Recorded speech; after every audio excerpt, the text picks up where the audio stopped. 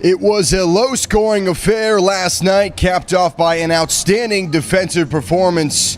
But we turn the page to a midweek afternoon showdown on this cloudy 75-degree day for Game 2 of the Kansas City Monarchs and the Fargo-Moorhead Redhawks.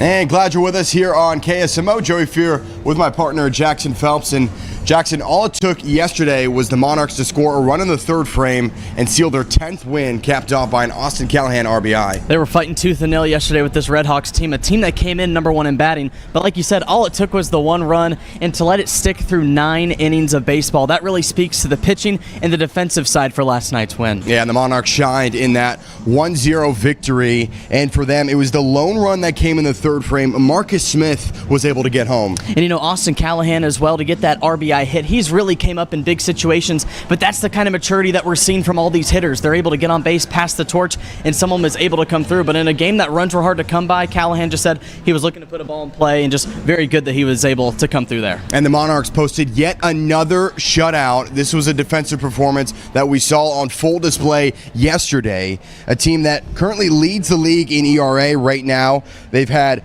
4 shutouts in the past 7 games, and they're currently tied for 4th in fielding percentage. Really, that is just how good this pitching staff has really blossomed here in the last couple of home series and just games in general. Fargo-Moorhead, that's their only shutout for the whole entire season. For the Monarchs to come in here yesterday with a team that was number 1 in average and runs scored, to put a pin in that has been huge, and they're looking to do that similar here today on this day game. Jackson, like we talked about early, a low-scoring affair in that first game, but a bit of a short rest. It's a 1 o'clock game here in the midweek, so it's going to be interesting to see how this turns out for this second game of the series. You know, last night wasn't the flashiest of wins, but hey, a win is a win for the Monarchs, and they're looking to do that on short rest, like you said, so it could be a little bit tough, but nonetheless, a day game is an opportunity to get started early and hot, and so the Monarchs looking for a different story batting-wise, but pitching, don't miss anything on their end.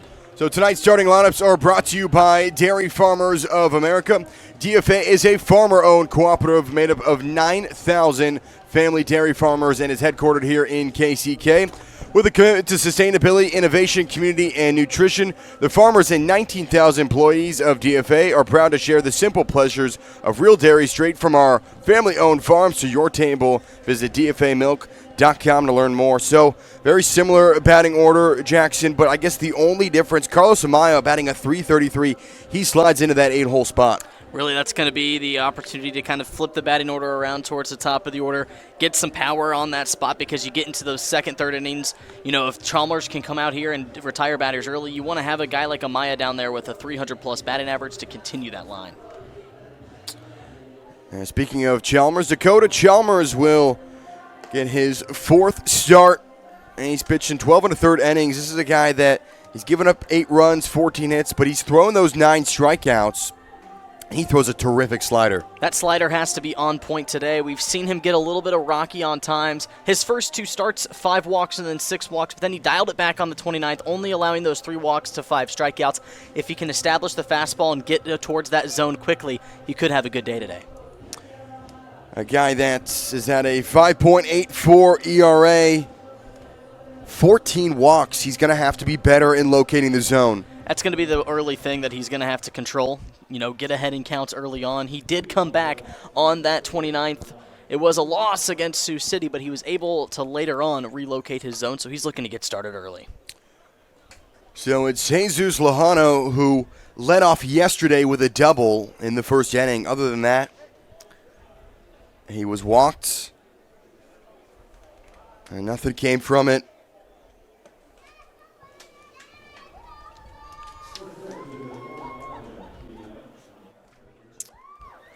He's batting a .302, 11 RBIs.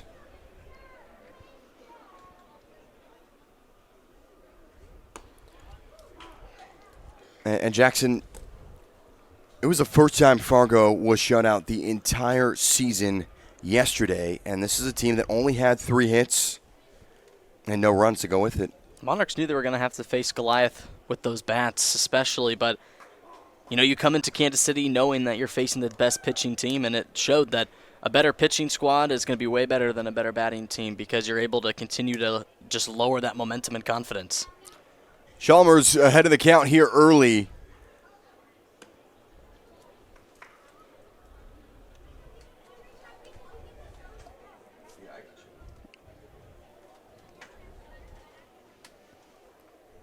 Picked up his only loss of the season in his last outing versus Sioux City. And Luhano picks up where he left off yesterday. And this time it's a single into left field. Yeah, he stayed short to the ball. He extends those arms out to the outside part of the zone. It was an up-front slider from Chalmers. He wanted to work it down low into the zone, but Luhano caught it on the outside half. And again, back-to-back games where he has started the game with a base hit. So Juan Fernandez, 0 for 4 yesterday. I mean, coming into yesterday, Jackson, he's batting a .397. He's dropped down to a .375. Currently leads the association in hits with 27. And Chalmers finds himself in an 0-2 count. That's the kind of thing we want to see out of Chalmers, especially on big-name hitters like Fernandez. You'll see Sermo and Thomas come up here. But you want to get ahead of these guys, force Fargo to make those tough decisions at the plate. So the 0-2.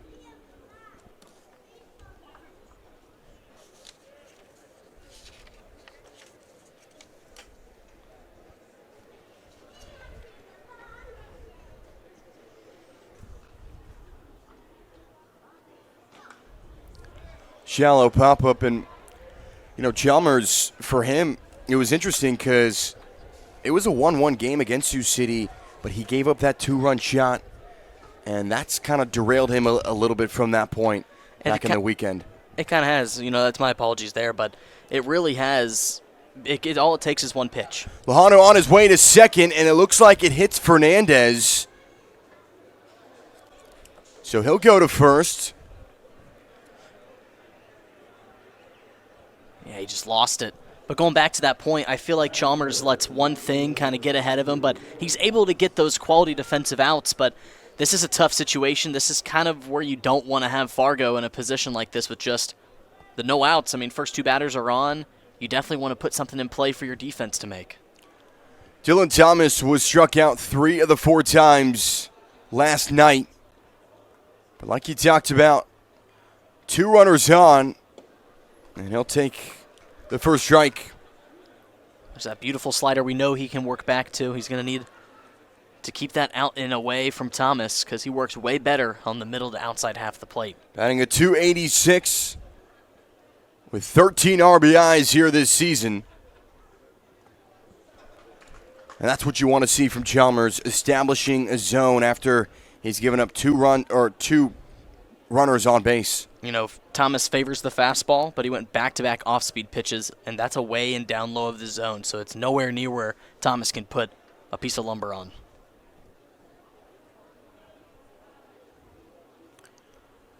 Chalmers looking for his first strikeout, and that goes outside.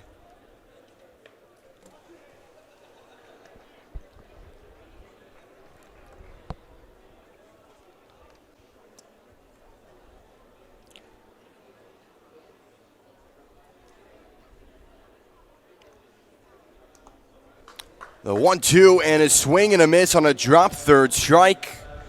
So we'll take a look at our defensive alignment. And once again, very similar to yesterday. Trevor Boone slotted to first. Brady Lindley back behind the plate. And Valenzuela and Gonzalez, they have that chemistry in the infield. I sure do. It's glad to have Alvaro Gonzalez back. He's at second base. Valenzuela was at the 4th spot at second yesterday, but we know that he can flip around that infield and be dominant as ever. And having Austin Callahan there at the hot corner, and Trevor Boone getting some action out of the outfield, and he's back at the corner at first. Jose Sermo will check swing. Our home plate umpire, David Arietta, the crew chief, and at first base, Jordan Sandberg, and at third, Pearson Tehuka. So same crew as last night. They'll be here the entire series.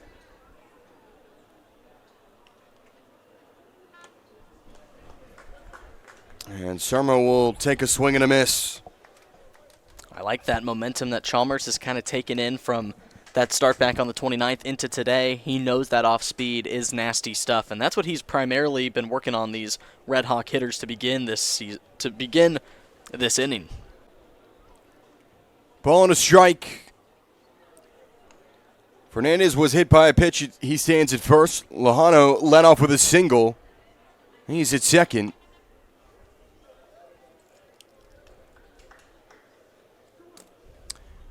Feels like a Sunday, Jackson. It's a rare where it's a midweek game that's on at a 1 o'clock on a Wednesday. Yeah, first time we've had that to begin the season, but it does definitely give off those Sunday vibes. But you know, for it being a Wednesday on a midday, there's a decent amount of people that came out on Tail Wagon Wednesday. Fun day here at Legends Field once again, and it's beautiful. 77 degrees. Absolutely. The 3-1 from Chalmers. On the inside, and the bases are loaded here with only one down. Sermo to first. Fernandez glides on to second, and Luhano 90 feet away at third. That's a situation you don't want to be in if you're Chalmers to begin your day. Two guys on via a hit by pitch and then a walk with just one strike on the board from that at bat on Sermo. And you still have a hefty lineup here in the middle half.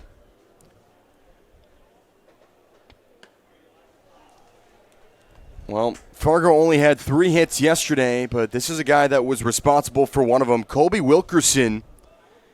He's batting a .333.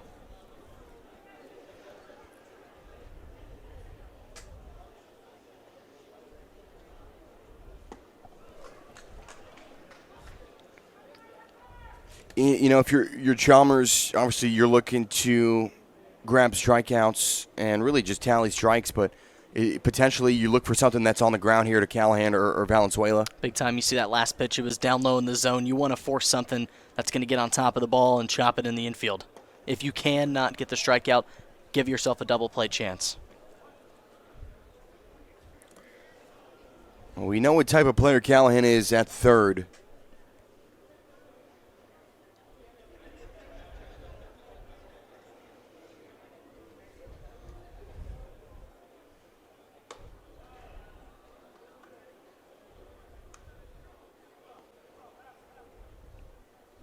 There's a reason that this team is tied for third in the association in fielding percentage, .982. So they have one of the best here behind Chalmers.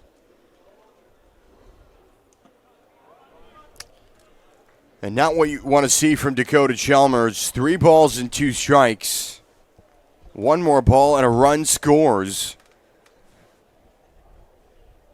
That can definitely plummet the momentum if you walk home a run. You definitely want to put it in the zone and just trust that this will give your defense a chance. The payoff.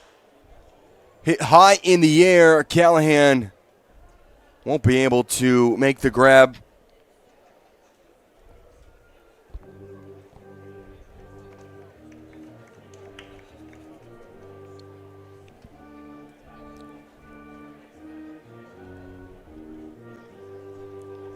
I like that pitch a lot. Outside part of the zone, but he left it just close enough to where Wilkerson had to keep it short and work towards that. Bases loaded. The full count service. A ground ball towards Gonzalez. And he's going to make, he's not going to. Boy, a rare miscue there from Gonzalez. Luhano gets home. The runners advance. And Fargo jumps in front. Very big miscue there. We were just talking about the fielding percentage from this team and how this infield has been primarily on point.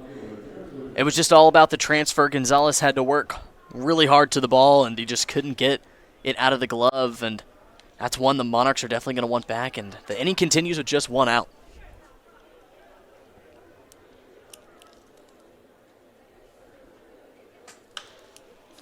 Cracked towards center field. It's head with the grab, but Fernandez will tag and score.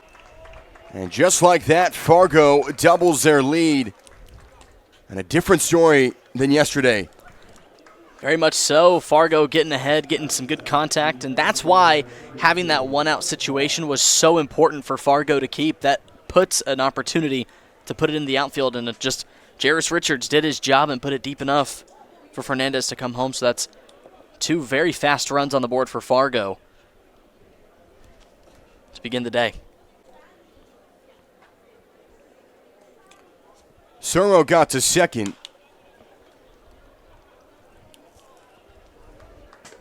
And that was a thing that Ryan Garcia did so well yesterday, and just showing that stamina, going 7 innings, that saves your bullpen. They only threw 3 pitchers yesterday. And now for a day like today, perhaps you could see more pitchers out of the bullpen. You probably, if it continues, more runs off of Chalmers, which, we're hoping that, he gets this final out, maybe gets, we saw that on his last outing against Sioux City. First inning was, pretty rough, the 1 run allowed, but then since then it was those 2 innings following. There was nothing, so we're looking to see if he can bounce back.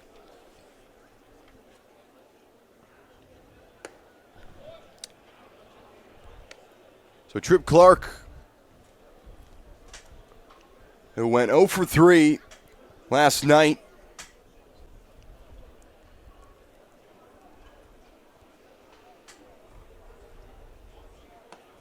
and the DH will see the 3rd ball.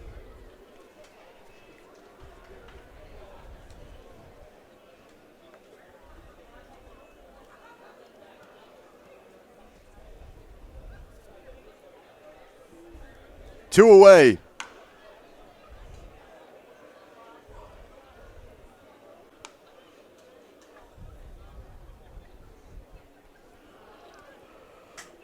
Not the inning the Monarchs would have liked to start with by any means. No, but, this Monarchs team has a lot of fight.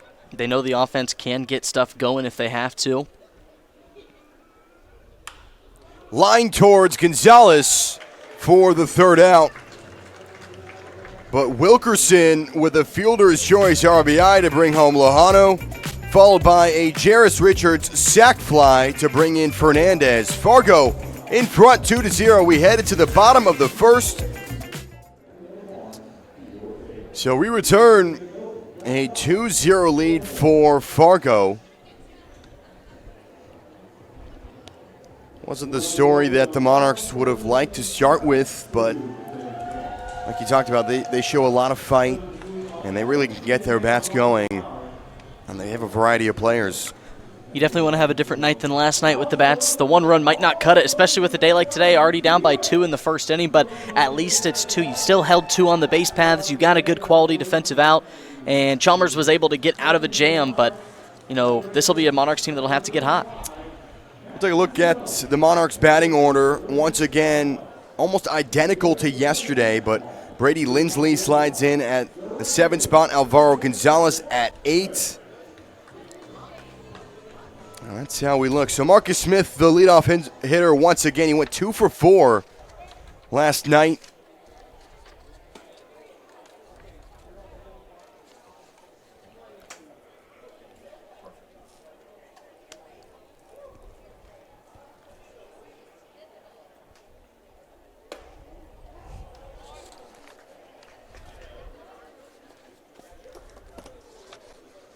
Now he'll face Wyatt Cheney.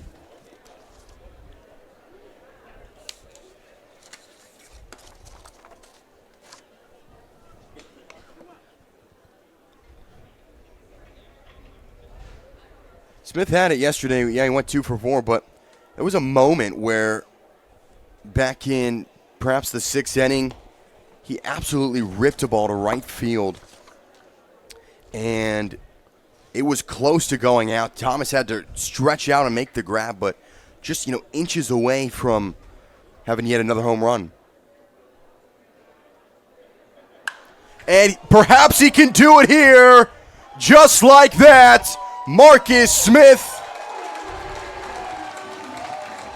with a solo shot.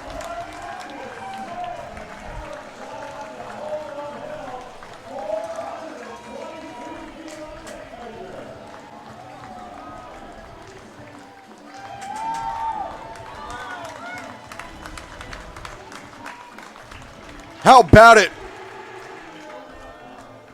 My goodness. Marcus Smith, off the bat, he knew it. Giving yourself a little strut. 108 off the bat, 422 to right field. And like you were talking about, Joey, almost had it yesterday. Oh, he didn't miss it today. Great swing from Marcus Smith, and now the Monarchs work themselves back. Just like that, it's a one-run ball game.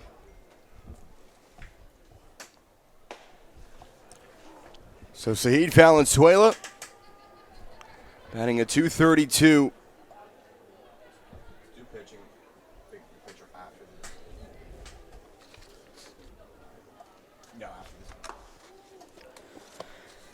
Well, that worked out just perfect timing. I mean, off the bat, you knew that thing was crushed. He got every bit of that baseball.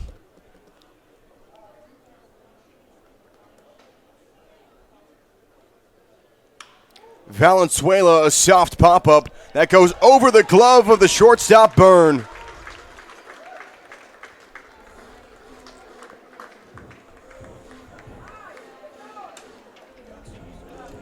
White Cheney making his fourth start. He has an 0-2 record, but this is a guy that was drafted in the 10th round back in 2022. And he spent time between double and single A. Also was an Oklahoma State Cowboy the year after Trevor Boone. So they weren't on the roster at the same time, but nonetheless, two Big 12 guys.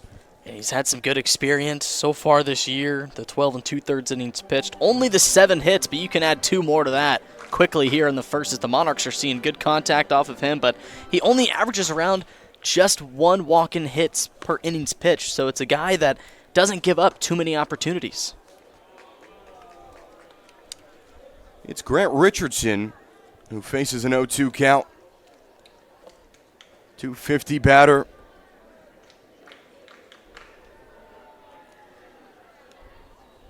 Had a good game last night. He was one of 3 Monarchs with 2 hits.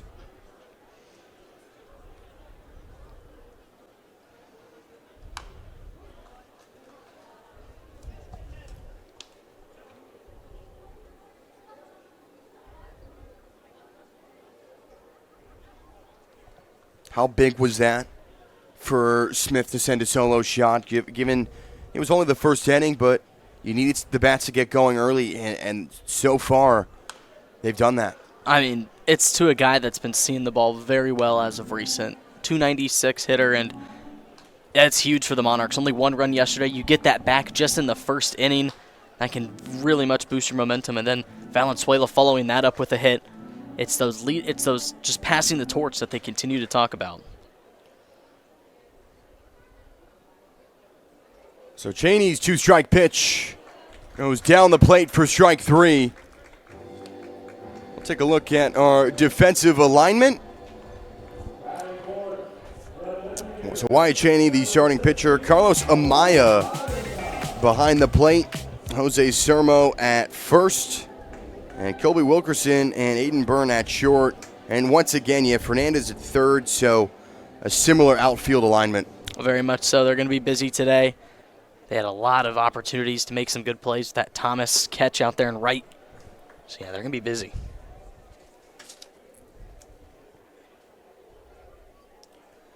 Saul Garza, 4 home runs here this season, which leads the team.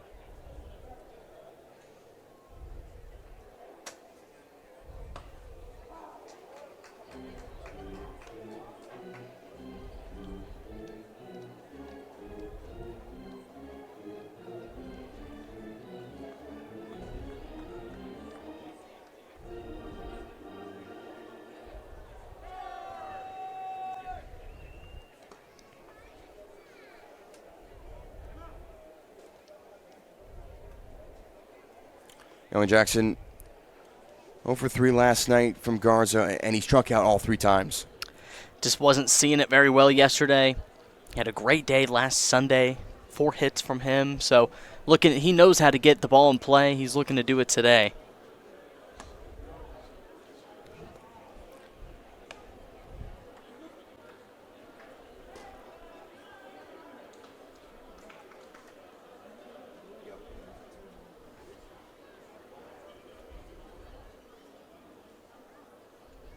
Valenzuela, the big leadoff, and Garza crowds the plate. And he would look like he was hit by a pitch, so he'll go on to first. Valenzuela moves to second in scoring position. And the Monarchs have the tying run at second. It's a good time to wear one because it pushes Valenzuela, like you said, towards scoring position and lets the inning continue with just the one out off the strikeout. So even though that's probably going to hurt on the knuckles and upper hand area, good man by Garza to wear it for the team.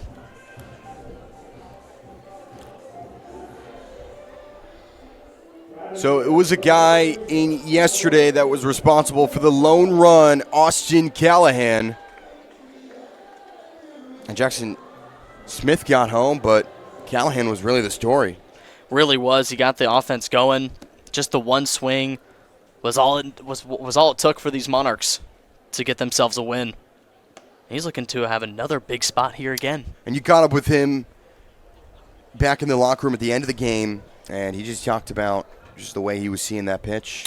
He was just talking about how he hasn't changed his approach, staying very short. He just wants to put something in play, and he just says, I'm not trying to do a whole lot with it.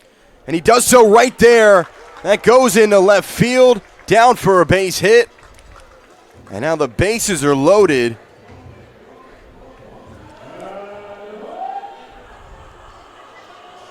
Well, just as he did yesterday. It's the opposite side of the field again. He loves pushing it towards the other side. He found it in the low and inside half of the zone and just worked the hands down. Good piece of hitting. And it gives Trevor Boone a chance with the bases juiced. Well, he's a guy that has made the most of his moment when the bases are loaded. And a pass ball that goes behind Amaya. Valenzuela glides on home.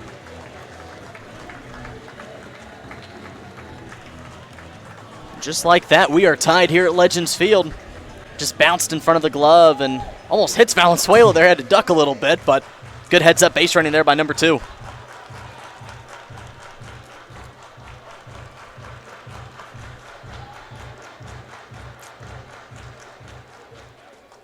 So what a response from Kansas City. Only one down, Trevor Boone. We'll see the off-speed pitch. So Callahan to second, Garza over at third.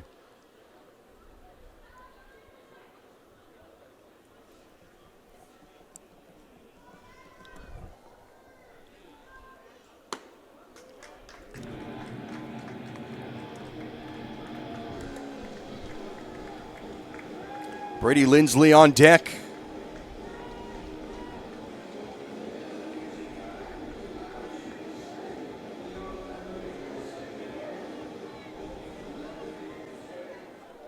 Boone batting a 190 here this season. Out of the 12 hits he's had, 11 of them have been RBIs.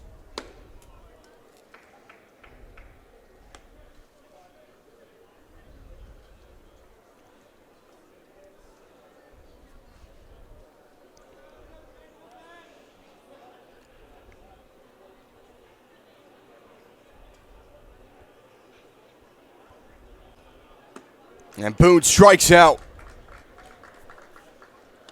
The second strikeout from Wyatt Cheney. And Boone goes down back to the dugout with his head shaking. That's a big strikeout for Cheney. 2 in scoring position, 1 out. You eliminate the sacrifice fly opportunity, and now you can work back with 2 outs on the board. You just want to keep this game tied, so you walk in with a 0-0 ball game for your ball club.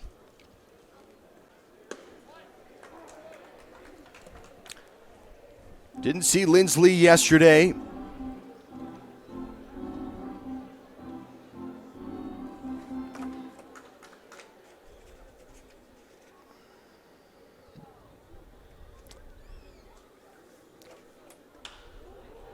Flied up towards left field. The day prior, Jackson, Brady Lindley, he had 2 hits. Again, a guy who can get really hot and stay consistent. If you just give him something on the inside half, he works very well with his hands, and he likes to put it on the ground. So he's a guy that could come through here. He'll face an 0-2 count. Down low outside of the zone for a ball. But what a response here from Kansas City. Response says everything. The momentum shift is how they win ball games, and that has to carry back over to the pitching side.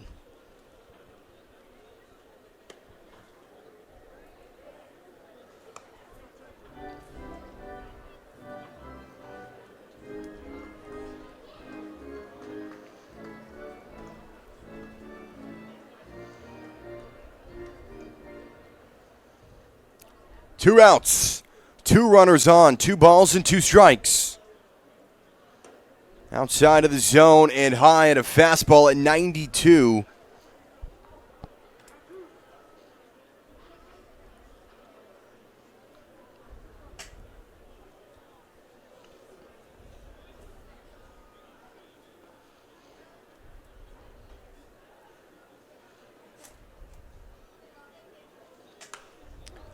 Popped up high in the air. And Lindley fighting in this at-bat. He's not going away so easily. Does that very well. He opens up his zone, but he's able to get to anything close. A lot of these Monarchs batters are able to keep themselves alive.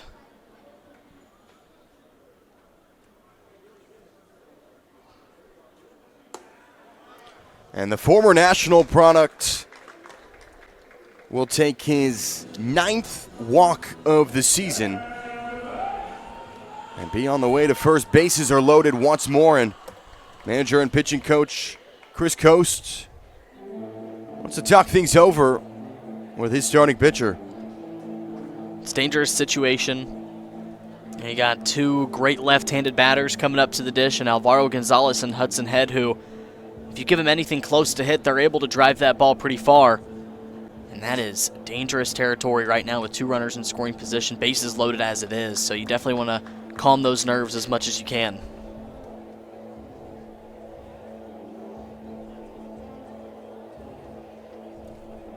You remember on Sunday, Alvaro Gonzalez, in a 1 o'clock game, back in the first inning, had that 3-run shot.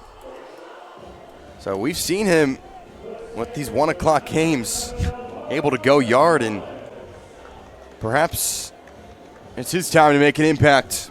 He is able to come up in huge situations, isn't he? And he did it after an error, and he had an error in the first inning here today. Hey. Take the first strike, though. What do you tell Cheney? I would say, hey, most important thing is that you got 2 outs. You know, two of those are strikeouts. You know, let your defense work if they have to, because you can't walk in the run here.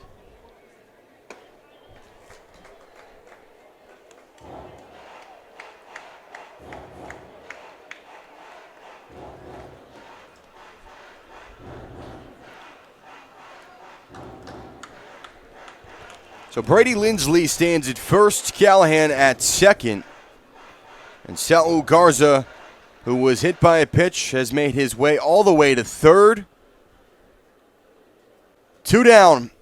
Bottom of the first, Alvaro Gonzalez strikes out swinging. So Kansas City cultivated a response thanks to that man right there, Marcus Smith, to get it going. And then Valenzuela was able to get home as well. 2-2 game, top of the second we go here on KSMO. So Dakota Hudson was honored as the carbless pitcher of the week. Last week he had 10 strikeouts and 2 wins with a 0.0 ERA. And general manager Jay Hendricks down there with pitching coach Matt Hall and Joe Calfapietro as well. So great sight to see from the former big leaguer. Big time stuff from Dakota Hudson. Really made last week his own, and he's trying to continue that momentum within the starting pitchers. You know, we saw last night Durbin Feltman talk to us about how the starting rotation has been a huge help to this team as of recent. So Chalmers gave up a hit and 2 runs in that first inning. So for the first time this series, we'll see Carlos Amaya batting at .333. What Chalmers have to do a little different. He's just got to find the zone, work easy, and just get ahead early on. And he's doing that so good so far. As that one just missed, but know that your defense is behind you. If you aren't comfortable, finding the zone, just put it somewhere close, and you know that those guys can make a play.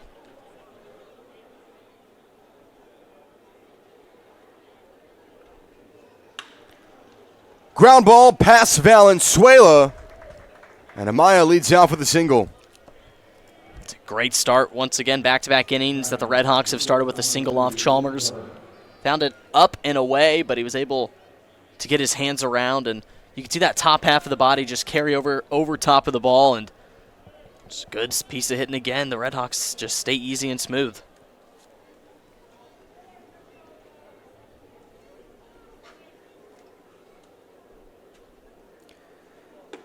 Hayden Byrne had 3 ground outs yesterday.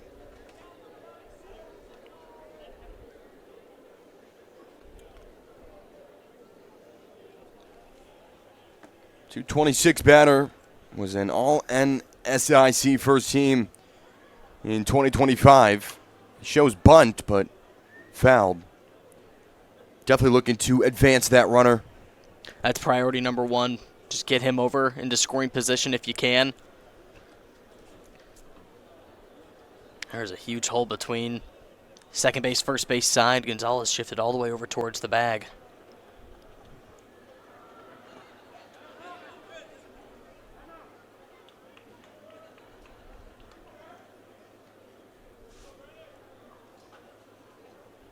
It's very clear what his intentions are.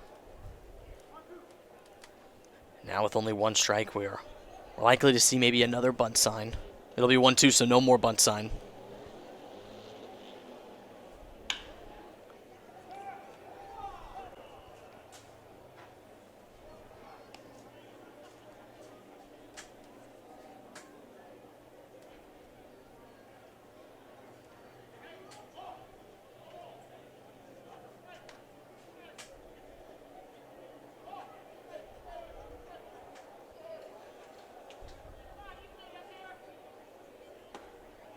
Down the plate for strike 3.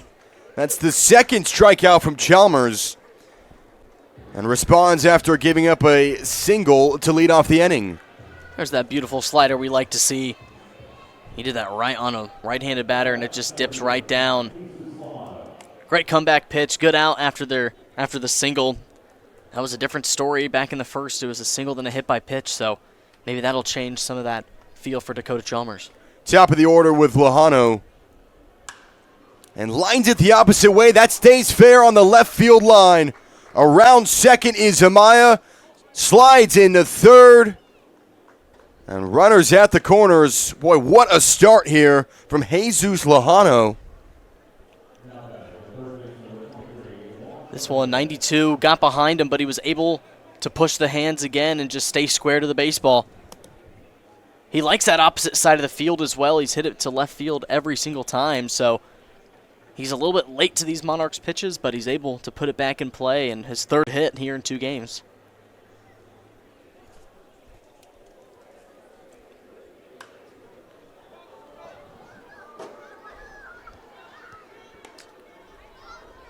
So Juan Fernandez was hit by a pitch his last time up.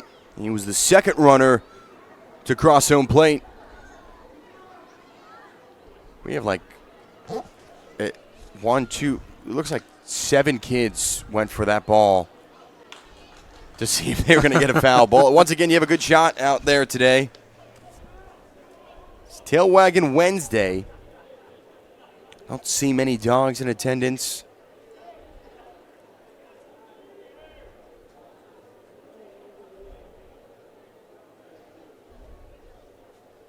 But it's a gorgeous day.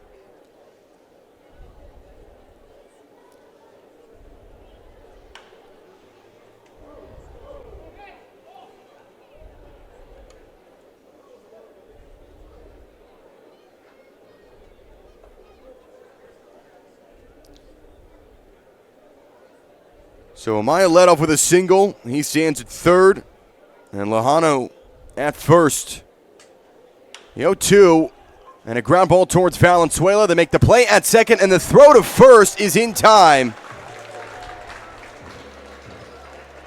So the infield shows how good they are. And this time it was a 6-4-3 double play. Bottom of the second, we go here at Legends Field. Get our league standings in Kansas City once again on win percentage is ahead of Sioux Falls, and they're at first in the West Division.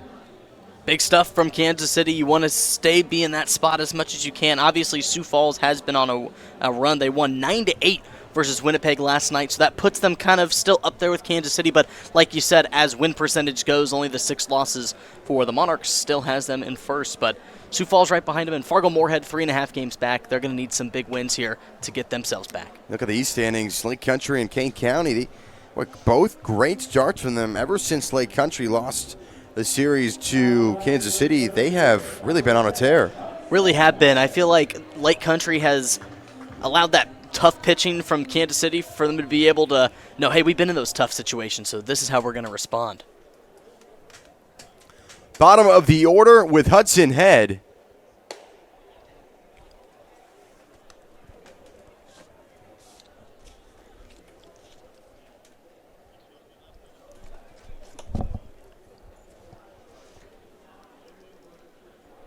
And Head cracks one to right field. That goes out for foul onto the playground. Whew. Oh boy, 104 off the bat. We talk about how quick his hands are, and I mean, he shows it every time, especially on those inside pitches and down. He'll get a good look at it.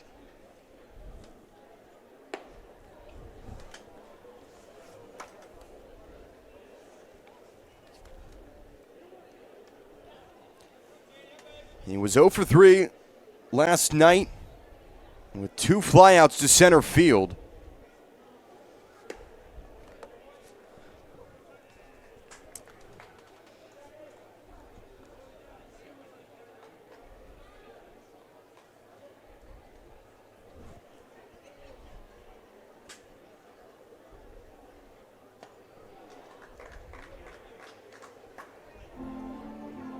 A lot of full counts here early.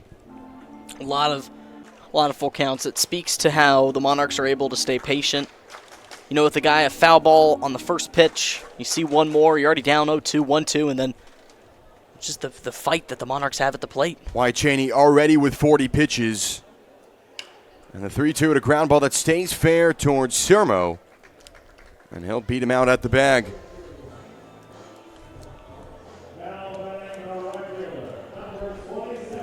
Yeah, similar spot. Inside, down low. He just got way on top of it.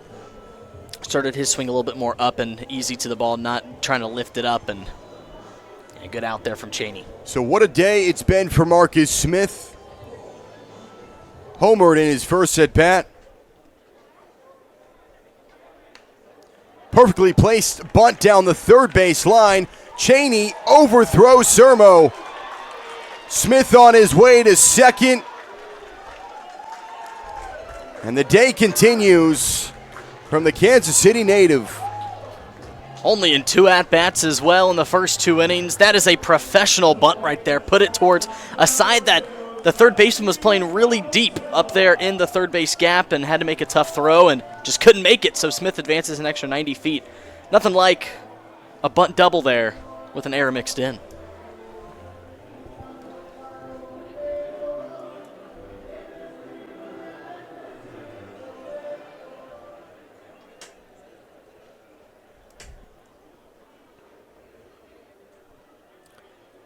Valenzuela with a single was able to get home on that pass ball.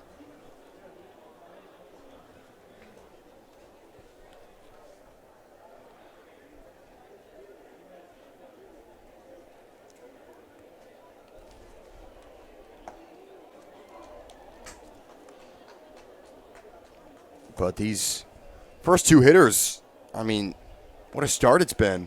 It has. The guys that you want to have good starts with, you trust them in these types of scenarios, and they've definitely came through. Hit high in the air to left center. And this time it's Richards. Hauls in the first out.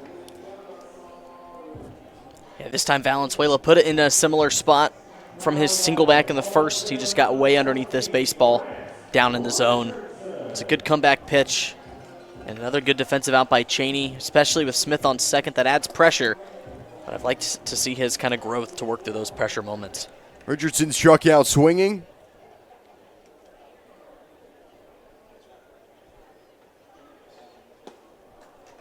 He'll swing and a miss on a first pitch strike.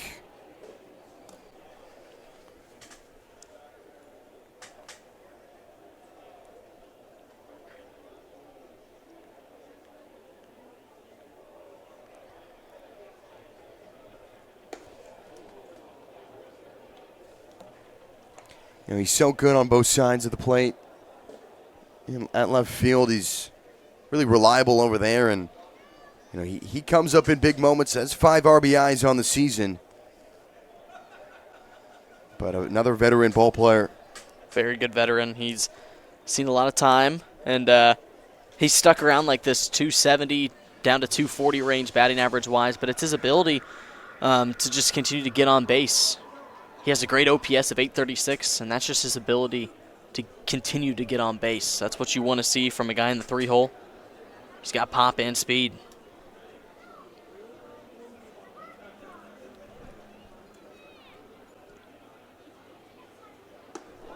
Way on the inside, and Richardson just had to shy away from it. We'll take another look. Ooh.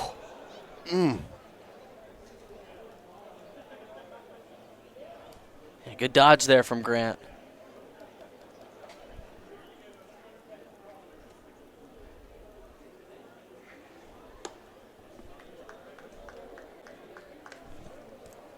There you go again. We're just talking about his ability to stay on base. He has really good vision. Him and Marcus Smith on the left-handed side, probably the best, I'd say, at putting themselves in 3-2 situations.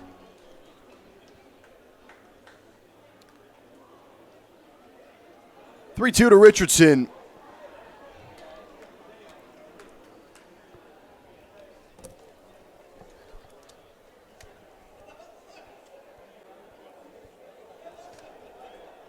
That's the thing with the Monarchs. You just never see 3 strike at bats. It's just there's always balls in there. They're fouling. They're just staying alive, battling, not going away.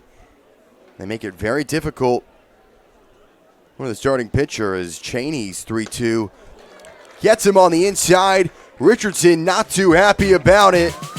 So Marcus Smith with a bunt double. He got all the way to second. But the Monarchs come up empty. And to the top of the third we go. 2-2 game here on this Wednesday afternoon. Tickets for Less is the official third-party ticket supplier of the Kansas City Monarchs. Shop your Monarchs ticket and more with transparent upfront prices and no service fees at ticketsforless.com. So Chalmers back on the mound for his third inning. He's given up 3 hits, 2 runs, but he's thrown 2 strikeouts. Still hasn't had maybe his best inning. The last one, he gave up 2 hits, but he was fortunate to get help from his infield.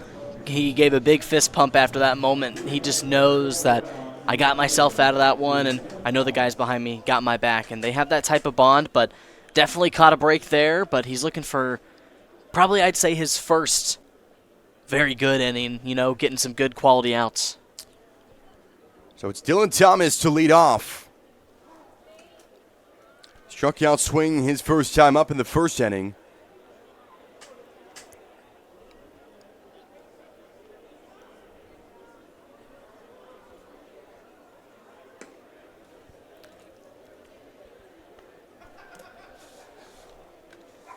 Out of the 48 pitches, though, for Chalmers, 30 of those have been strikes. Something that we didn't see from him his last start against Sioux City. He's really located the zone well today.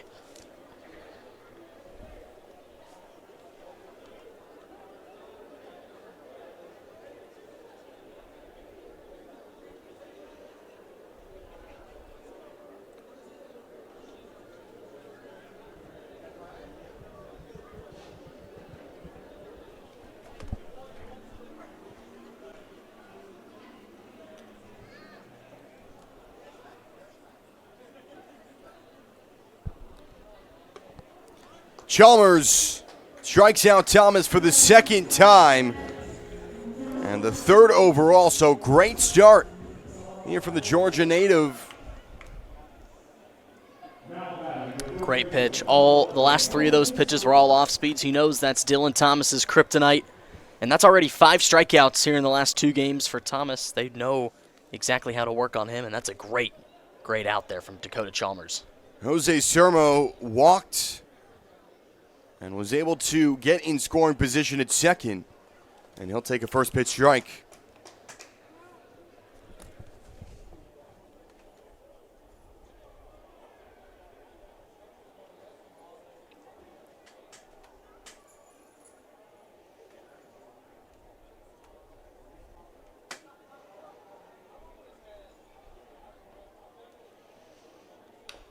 Native of Puerto Rico, currently lives in Redondo Beach, California.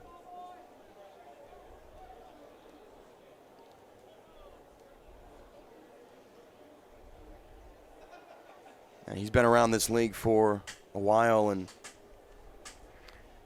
he's one of the best of them in terms of swinging the bat. Got a lot of power. As you saw there, he gets around on fastballs very quickly. That one at 93. Like you said, a journeyman throughout the American Association's been within a plethora of the teams, and there's a reason why he leads. He's tied for first with home runs in the association. 0-2 to Sermo's outside.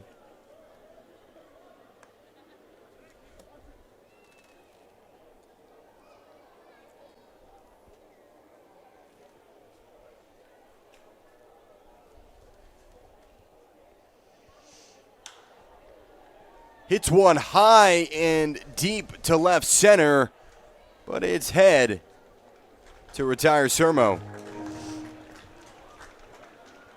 Dakota Chalmers knows that off-speed's working here on Fargo. Puts one up in the zone towards Sermo, but he couldn't get the bat around, and he couldn't get a square on that baseball. So good back-to-back outs from Chalmers. He's looking for his first 1-2-3 inning of the day. Well, Colby Wilkerson had that fielder's choice RBI that brought home Luhano in the first.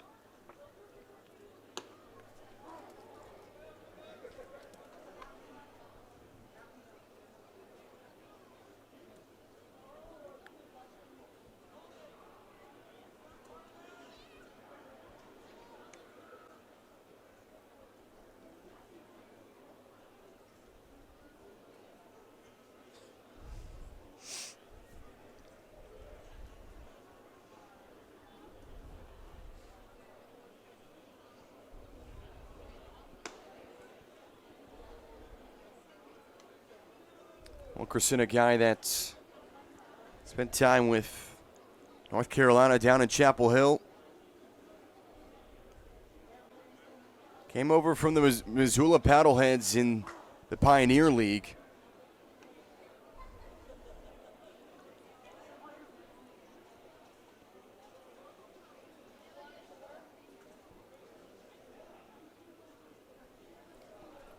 Batted a .270 in his final year for the Tar Heels.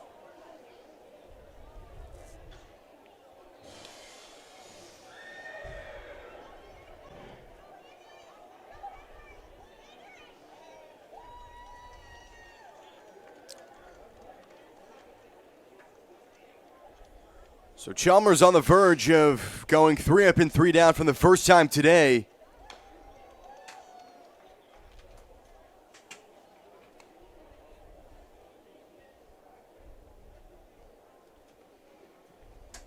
He would really like to have this. Big time he would. Keep that momentum shifted towards the Monarchs side. 1-2-3 would be a huge comeback for him. And the 1-2 to Wilkerson is fouled away. Boy, is Wilkerson making this tough on Chalmers. He's given him stuff that are close. That one was on the outside half of the plate, was able to muscle it out of play. He's keeping himself at the dish.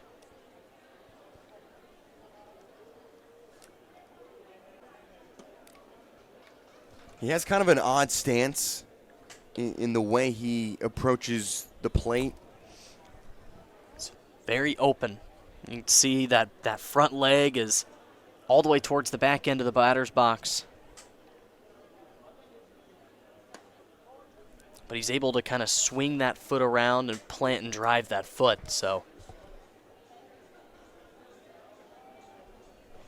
And it's worked out well for him, batting a .326 here this season. 15 hits. And Wilkerson goes down. For a moment, he thought he was going to take first. But for the first time today, the Monarchs go 3 up and 3 down. 2 strikeouts in that inning for Dakota Chalmers.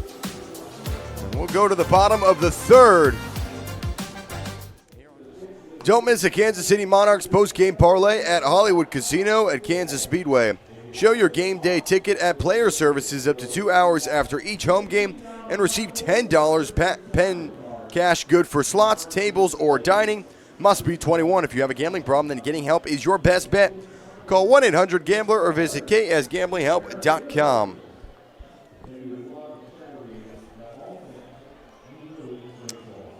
So it's Austin Callahan.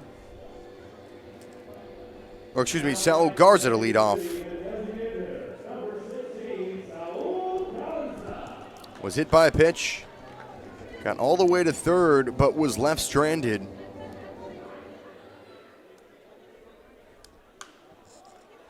You know, Jackson Monarchs with 2 runs, but they've left 4 on base.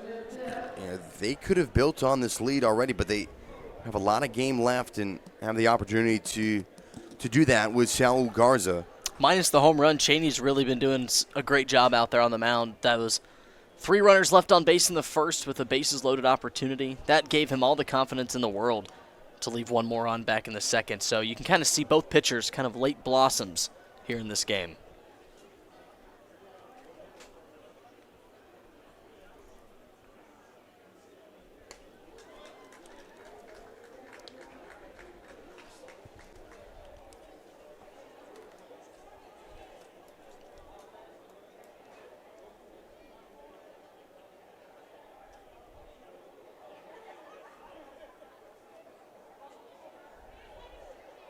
Garza strikes out swinging.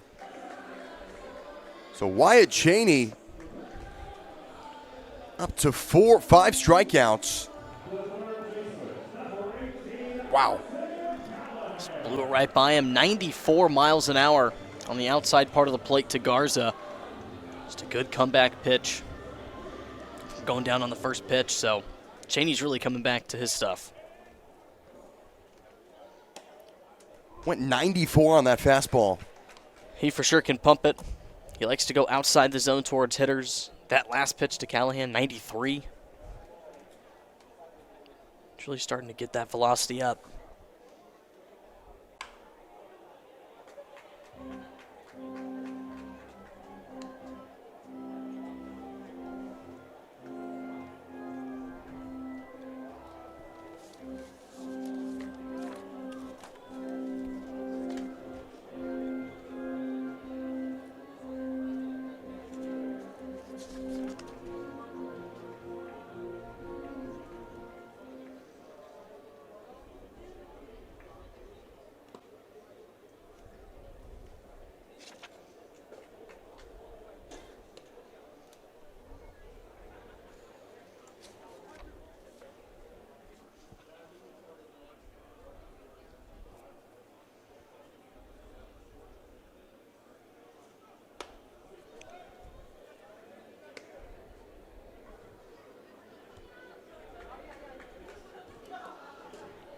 Callahan continuing to do a good job, staying patient.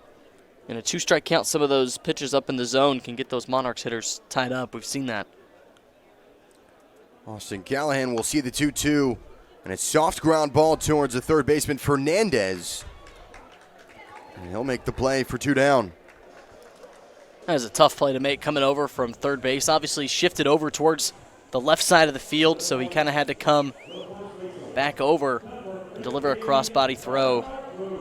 And Callahan's got some speed, so that's a good play over there made by Fernandez. Yeah, I think that's one of the underrated things, not only with Callahan, but with this team, is they have a lot of speed. A lot of speed you wouldn't expect. Yeah. Trevor Boone struck out swinging.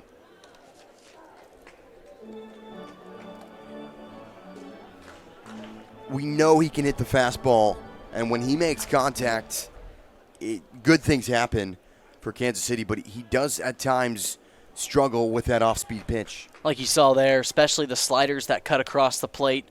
He hasn't been able to locate those too well this season, but you talked about that fastball. If it's inside the zone, he pummels it.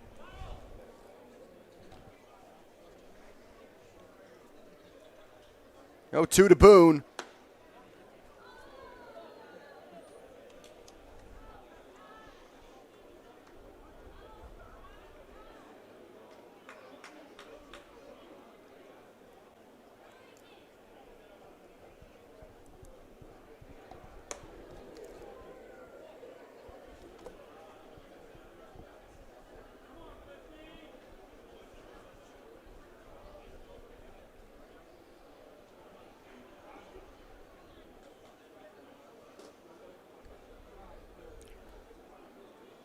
Two down, the 2-2 from Cheney.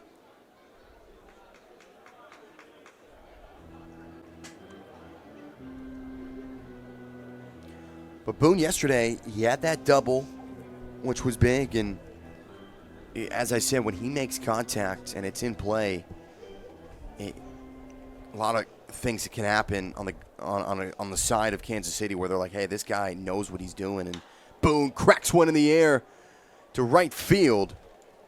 But he's going to pop out to Thomas. So the Monarchs come up empty. Wyatt Cheney goes 1, 2, 3. Richards, Clark, and Amaya, 6, 7, and 8 in the order. Due up as we head to the top of the 4th when we return. Back here to the top of the 4th inning. Should we fear with Jackson Phelps? Jackson, I think they had the dinosaur race right there at the break. So a couple fun promotions here. Just a lot, going on at Legends Field. Got a lot of fun on-field promotions. Great food, great atmosphere, and it's 80 degrees here on this Wednesday afternoon. It's a bit windy, but it's certainly nice out. It's very nice out. Great place to be. Where else would you like to be on a day like this? Sorry, got tied up by saying night here on the middle of the week. It's a first day game here in the middle of the week, but better place to spend it than a ballpark. 80 degrees, sun's out shining. And like you said, the new revamped ballpark food here at Legends Field. I've heard great things about that and just the overall experiences that you can have. Hearing a lot of chatter on the birria tacos.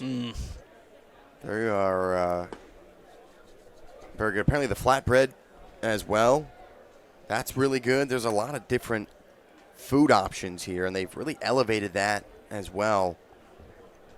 Fish and chips is another one. Okay.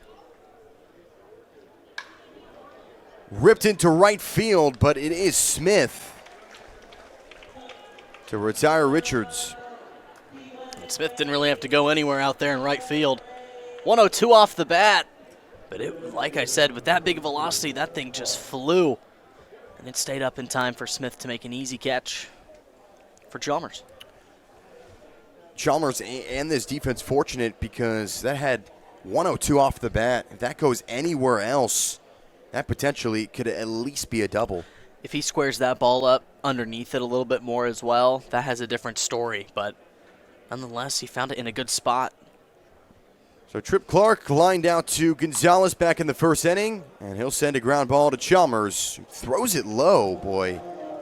Nonetheless, they retire Clark for back-to-back outs. That could have been a little scary there. He got a clean field by Chalmers.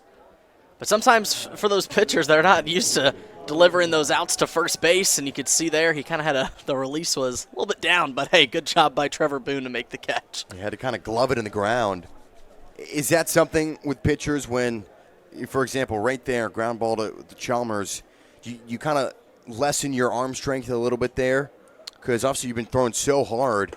What do you have to do on those plays? A lot of times pitchers just underhand throw it over there towards first base to kind of alleviate that, but you could see there he was definitely still throwing full motion towards Boone. Bouncer to Valenzuela, catches it on a hop and a crossbody throw in time. So the Monarchs go 1, 2, 3, 6 up and 6 down in the past 2 innings, and the defense really starting to heat up here on this Wednesday afternoon. We head to the bottom of the 4th. So it's Brady Lindley, 7, 8, and 9 here in the bottom of the order. He walked his first time up.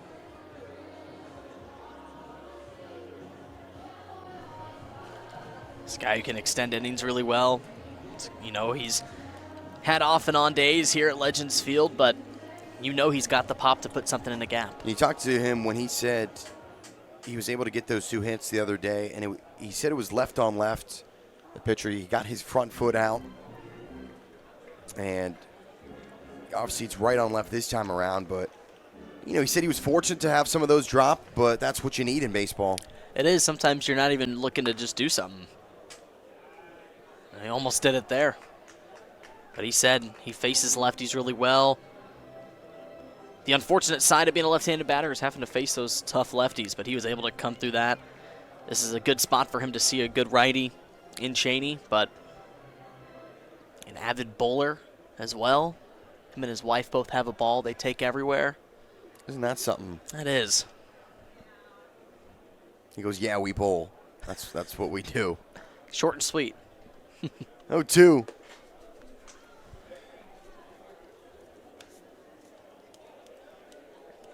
know, bowling is one of those where you have to practice, obviously, to get good, to get pretty good. And I'm sure he said he's been bowling since he was 8 years old. Man. I'm sure this guy's put up a couple 300s, but he's going to go down swinging there. And Wyatt Cheney with his 6th punch-out. Gorgeous pitch. 95 on a fastball. Amazing stuff. Kept it inside, so and at 95, Lindley was not able to get those hands around, and just a good pitch there from Cheney. Good first out to begin the inning.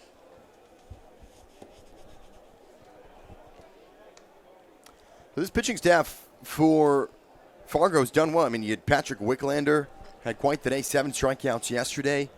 And Cheney already was 6 here with 3 in the 3rd. Gonzalez looks to show bunt will spin away and take the second ball. I mean, yesterday you talk about, the Monarchs being able to keep it a 1-0 ball game, but for Wicklander to keep it with 1 run just from the Monarchs side, I mean, that's impressive stuff as it is as well. They also had a great day from their bullpen as well. Just a good pitching day yesterday.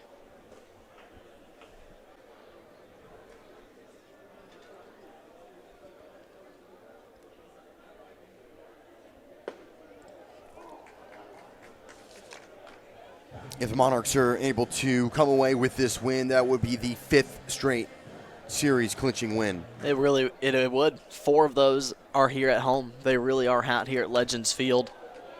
Every time we talk to them on the field in the clubhouse, they say they love playing in front of this crowd, and they kind of build that energy that these fans bring them into those series wins. But I mean, it shows why they're the first here in the West. They're one of the hottest teams right now in the whole entire association. Strike 3. Back-to-back Ks for Wyatt Cheney. And look at this. This time, again, it was going to that fastball. Just clipped low of the zone, and Gonzalez saw it looking the whole way. That's a beautiful frame there by Amaya. Down low in the zone, was able to pin it for his pitcher over there. That's a great spot. That was 2 big strikeouts for Cheney.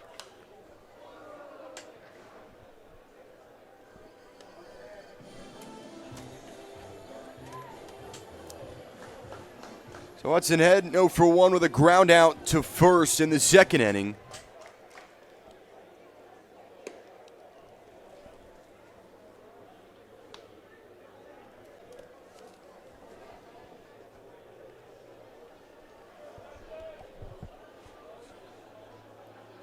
He's got quick hands.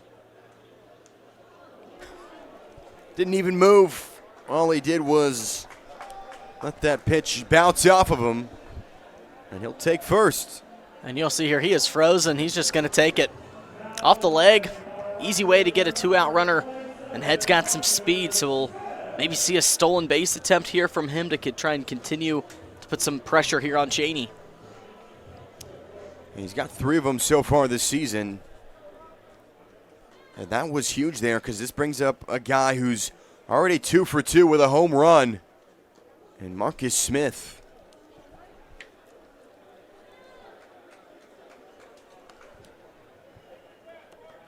Cheney's getting a little wild with those left-handed batters. It's the second straight pitch that has ran inside.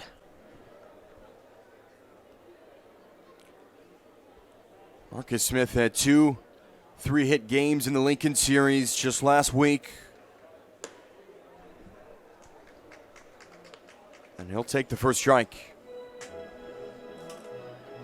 That's the thing with Smith is when he's hot, like he gets hot. It's not like he'll have a hit here and there. If he starts swinging it well, there could be problems for the defense. And these last 2 hits have now put him up 321 on the average on the season. He was starting to get hot, you know, those last 2 series we've seen at home, and then I feel like that home run just kind of cemented him as the main piece on this batting order for the Monarchs. As he has not missed a beat game in and game out.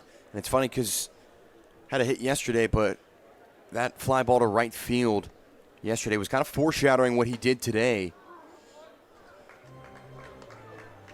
It really was. It was kind of funny. We were just talking about that in the first and the next pitch. No doubt on that one for you guys. So head with the leadoff at first. Marcus Smith down to the count 1-2, and Cheney on the verge of his 8th strikeout. But Smith will stay alive.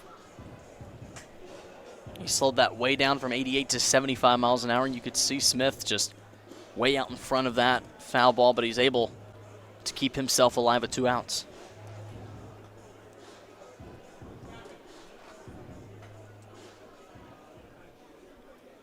Wind blowing out in left field.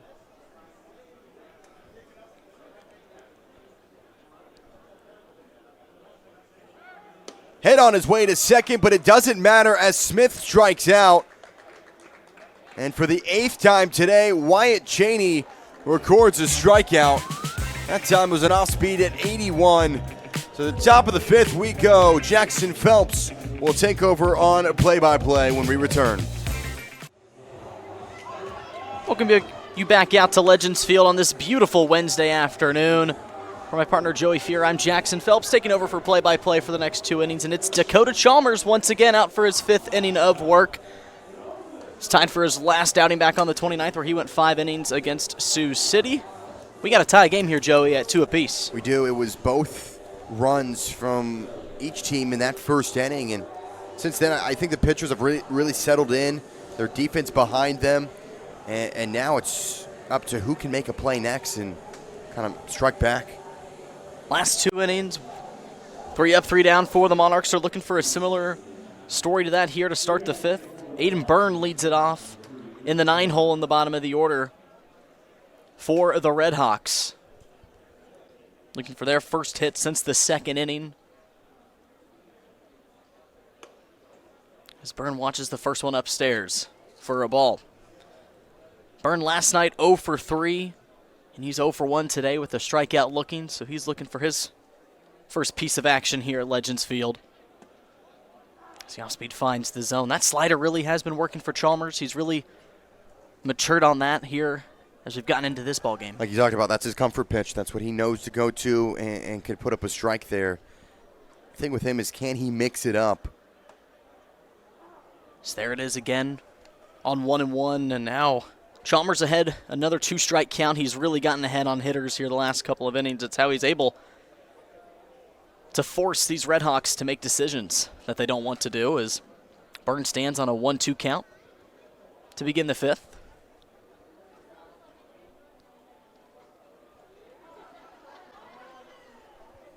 Chalmers settles in and fires way inside on Byrne, evens the count.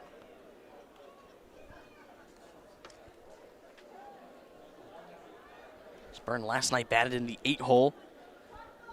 All 3 at-bats were ground outs.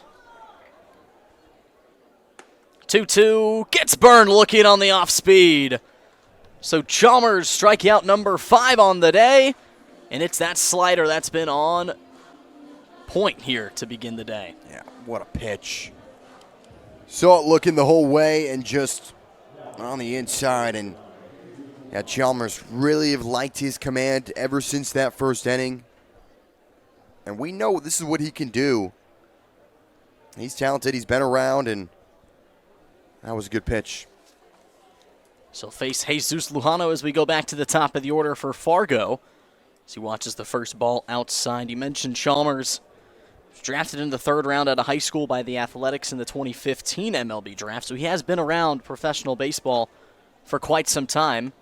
It's a big swing and a miss on 1-0. Evens the count at 1 on Luhano. Yeah, Luhano, what a start he's had. 2 singles, got home on the first time up. So this is a guy that's been hot. And let's see if Chalmers can start to cool him down. 1-1 pitch. Again, finds the zone, so back-to-back strikes for Chalmers. Luhano, both singles, both into the left field area, so he's been able to utilize the whole field. But he stands on a 1-2 count with 1 out.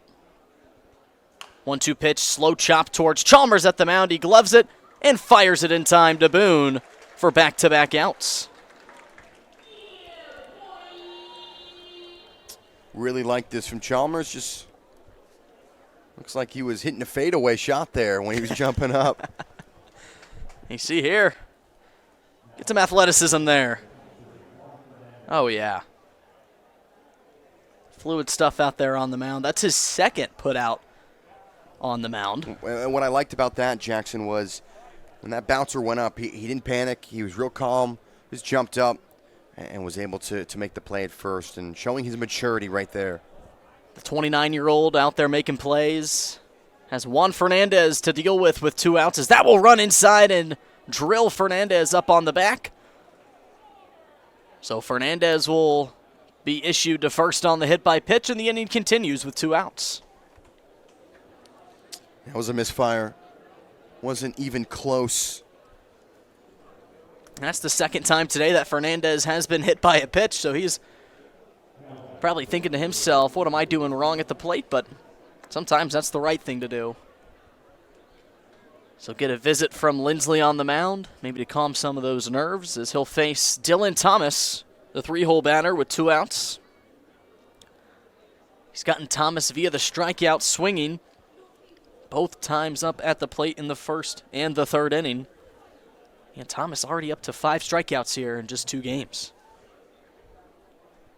But he has Fernandez on first with 2 outs in the 5th. First pitch clips the zone on the outside for strike 1. Yeah, he's had Thomas's number, struck him out twice, and this is a guy that Chalmers has been really successful against and looking for that all-important third time.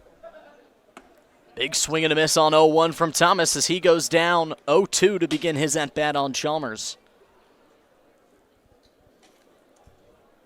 No balls, 2 strikes, 2 outs, and Dylan Thomas trying not to go down for the 3rd time today. Chalmers sets and fires, and he gets him looking. Monarchs back-to-back-to-back innings go 3 up, 3 down, and Chalmers gets Thomas for the 3rd time today. 2-3-4 when we come back here on KSMO. Back here at Legends Field as we take a look inside the Monarchs dugout. Number 1 hanging out there in the home half of the 5th. As it's Valenzuela, Richardson, and Garza due up here in the 5th. 2-2 ball game. Monarchs on 4 hits. Fargo on 3, each team with the error, but once again, it is a tough fight between these 2 squads, and there's manager Joe Calfapietra getting his guys ready to go with those bats. Yeah, you bring in Valenzuela here and really have liked what he's done so far. Had that single in the fly out to left field. But let's see if the Monarchs can put something together. They've been held scoreless ever since the first inning. It's been 3 great innings after that 2-run first from Wyatt Cheney, who's back out for his 5th inning of work. And he'll face Valenzuela to begin the 5th. First pitch swinging is Valenzuela. That one's low and away. Gets past him for strike 1. Valenzuela came around to score the second run of this ball game on a wild pitch. 0-1, sky high into shallow center field. Boone works back in to the outfield and makes the play for the first out.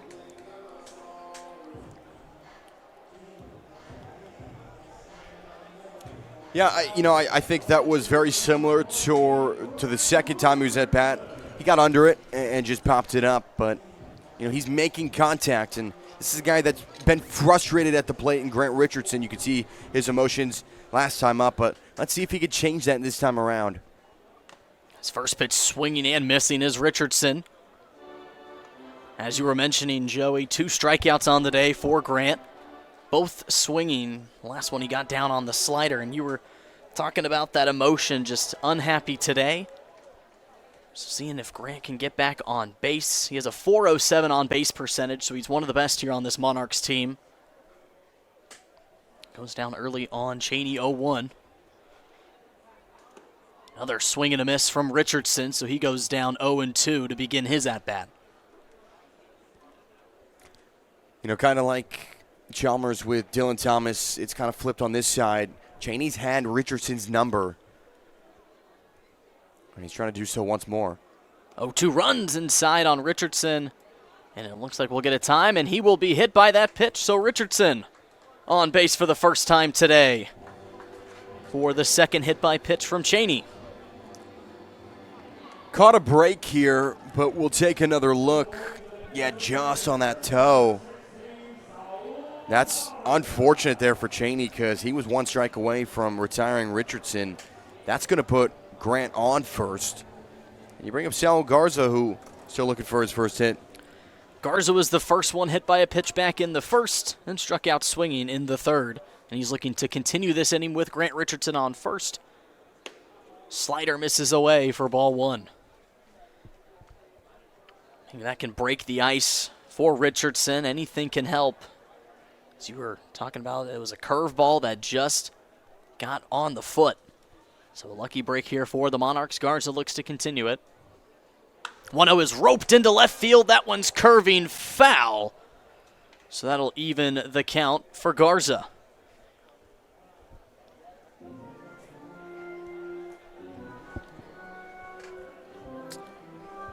Almost on that left field line, just went foul, and a lot of power there from Garza. Cheney on 1-1. Swing and a miss from Garza. So Cheney works back to a pitcher's count and has Garza down 2 strikes. Garza 0 for 3 yesterday with a walk. .220 hitter so far on the season with 4 home runs. Tied for first on this Kansas City team. 1-2 swing and a miss on Garza, and he goes down swinging in back-to-back at-bats. And now 2 outs on the board for Fargo.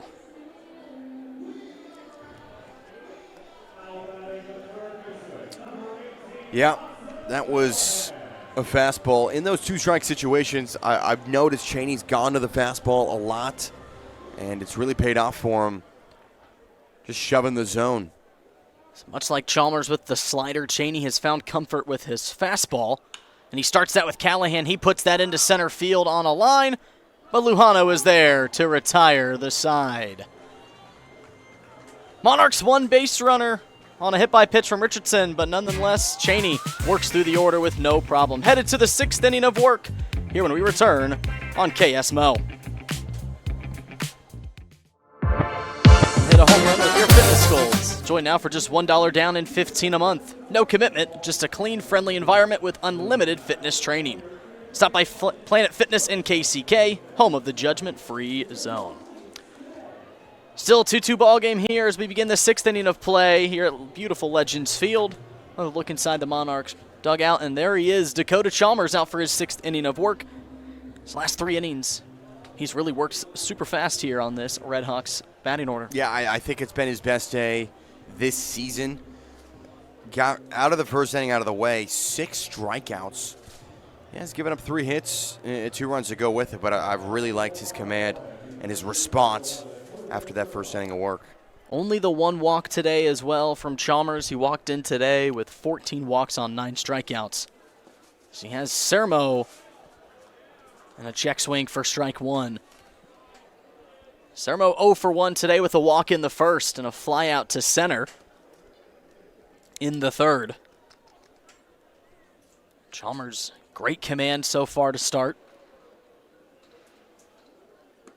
One outside, evens the count. Talking about Sermo, just a journeyman here in the American Association, has seen lots of ball here as a part of this MLB Partner League. 1-1 just misses for ball 2. Sermo tied in the association in home runs with 8 and has solidified himself as one of the big names with a bat here this year. That one catches the upstairs out corner. Again, we're even at 2 strikes and 2 balls. Sermo wants to take time, get himself recollected. But Chalmers, another batter that he goes ahead on with 2 strikes.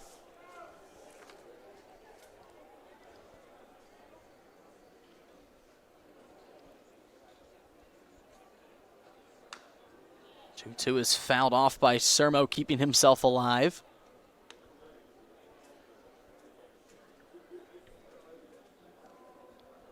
Sermo a .939 OPS with a .627 slugging percentage.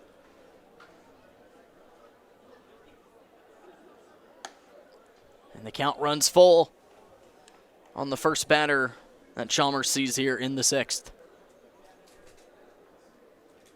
Be a big time here if the Redhawks could get their first batter on base. Well, absolutely. And Chalmers has to be smart here.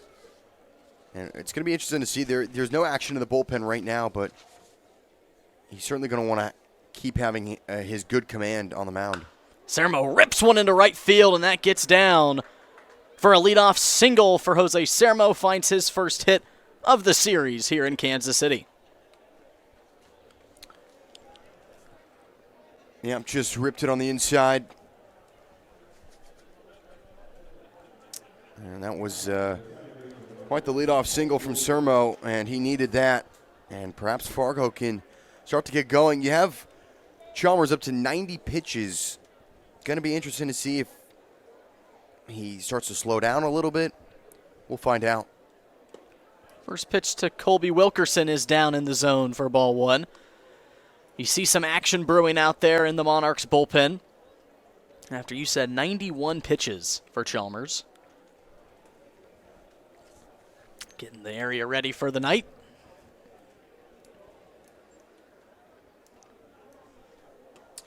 That looked to be, by the looks of it, Dylan Hyde over there out of the bullpen. I'd imagine he's going to come in here very soon. Wilkerson ahead early, 2 balls and no strikes. Swing and a miss. And gets the slider past Wilkerson for the first strike. Chalmers has done a good job when he gives up that first base runner to begin an inning. He's been able to do that back in the 2nd where he gave up a single and got that 6-4-3 double play to end it. Bunt shown from Wilkerson, puts it down, but it goes foul on the third base side. So that evens back the count for Chalmers.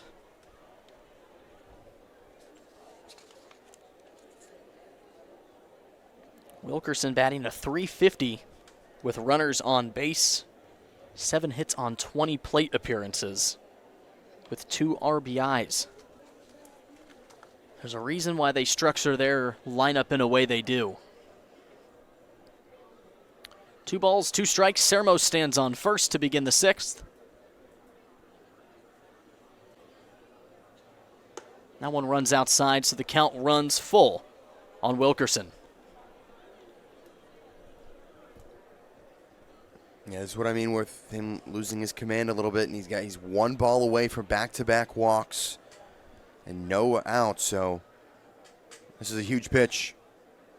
The 3-2 pitch, swing and a miss on Wilkerson, and he comes back and gets the strikeout, and that's Back-to-back plate appearances from Wilkerson by the K, and 1 out for the Monarchs. And there's your beer batter of the game, Joey. Get one tally on for you.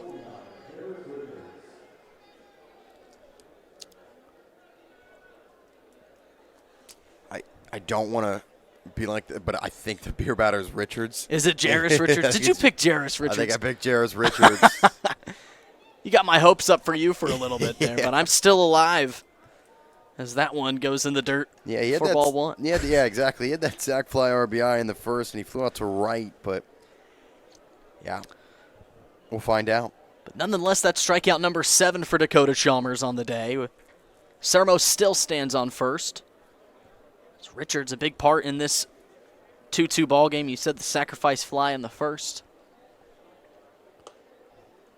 As he goes ahead early on Chalmers, 2 balls, no strikes. But like you talked about, huge pitch there from Chalmers, because if that's a ball, it's back-to-back walks. There potentially is a mound visit, Chalmers day. Who knows if it's done or not. But he gets a huge strikeout there.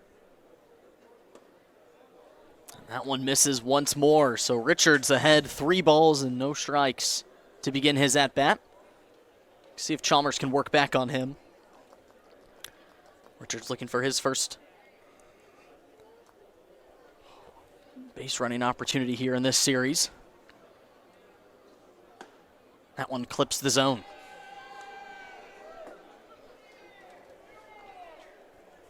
Richards batting .224 with 2 home runs on the year, with 12 RBIs to join that. It's a .354 on base percentage. 3-1. Back-to-back strikes for Chalmers and back-to-back batters in a full count.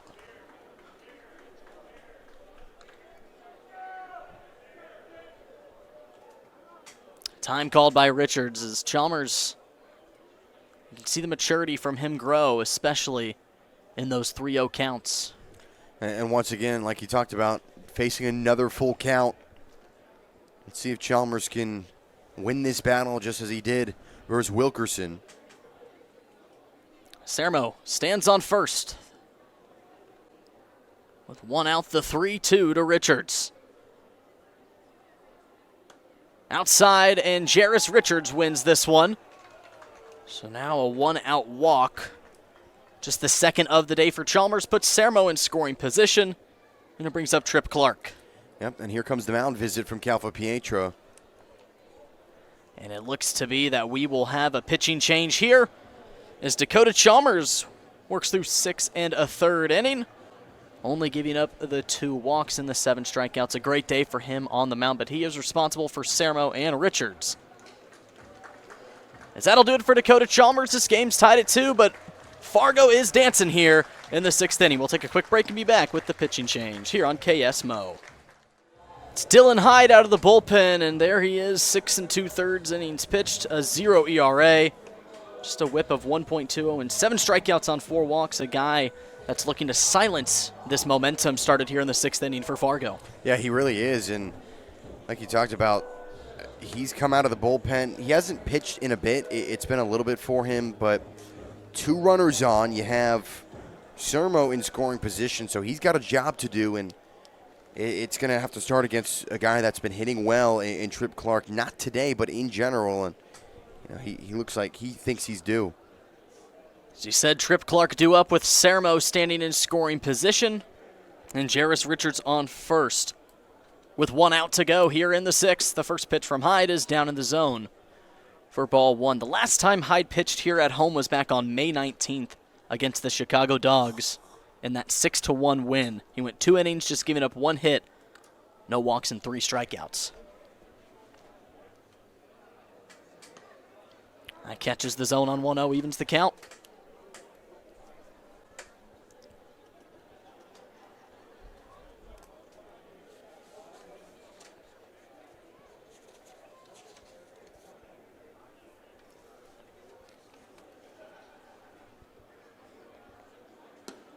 That's down and away, so Clark goes ahead with 2 balls and a strike.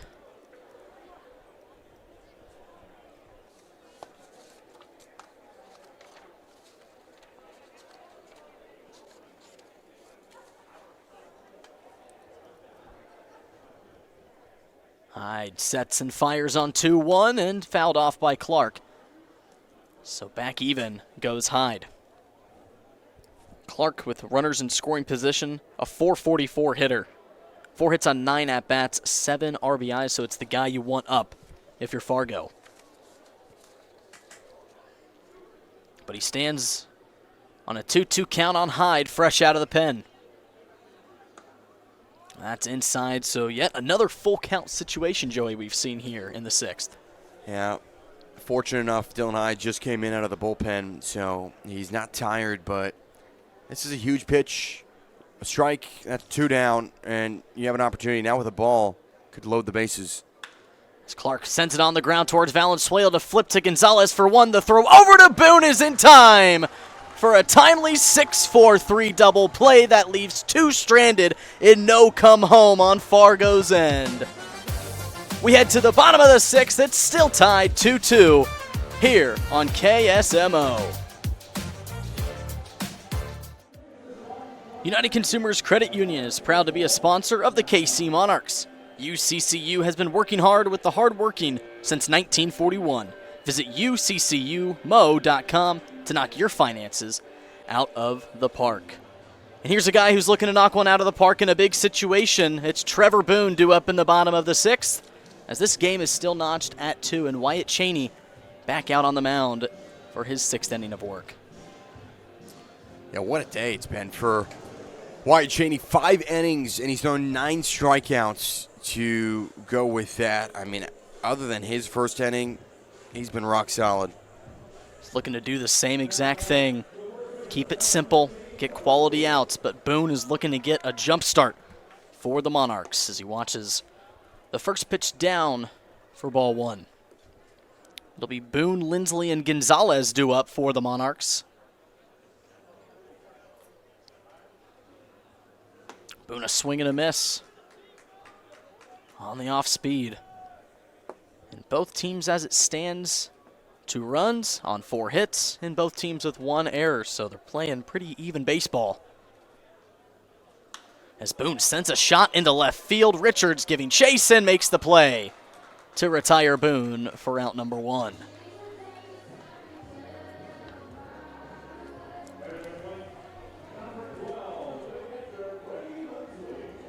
It'll be Lindley with 1 out due up after Boone was retired on just 3 pitches.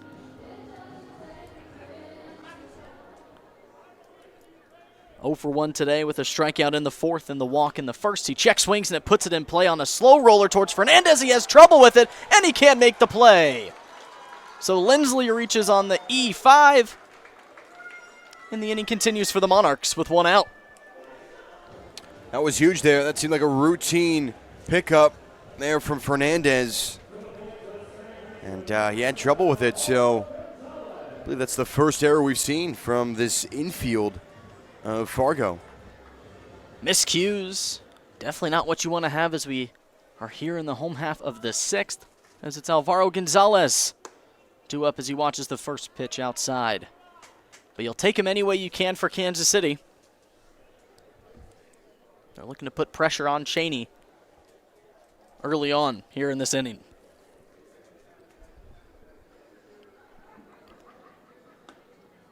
As Gonzalez gets ahead, 2 balls, no strikes. 0 for 2 today with 2 strikeouts, 1 swinging and 1 looking. Did not play in last night's game. Batting a 184, looking to get hot.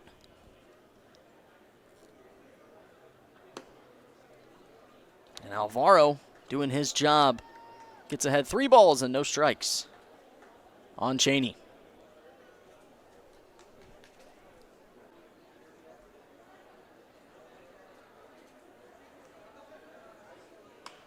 Gonzalez flares it into the middle infield, and Byrne makes the play on a routine pop-up, and 2 outs for Cheney. Yeah, he kind of gave up on that midway through the swing. You'll see, yeah, he didn't fully drive through it, and that's why that happened the way it did. So 2 down. Cheney's day potentially could be done. See Chris Coast out to meet his pitcher. That's back-to-back batters that kind of gave half swings towards the baseball. Lindley's worked out in his favor, but those are two good contacts that you want from Cheney, as Coast just looks like this is more of a composure check with 2 outs on the board. And he'll face Hudson Head in the bottom of the order for the Monarchs. And today, 0 for 1. He was hit by a pitch in the 4th, but he was held at first and grounded out to Sermo at first in the 2nd. But he's got Brady Lindley sitting on first with 2 outs in the 6th. Big swing and a miss from Head on the first pitch.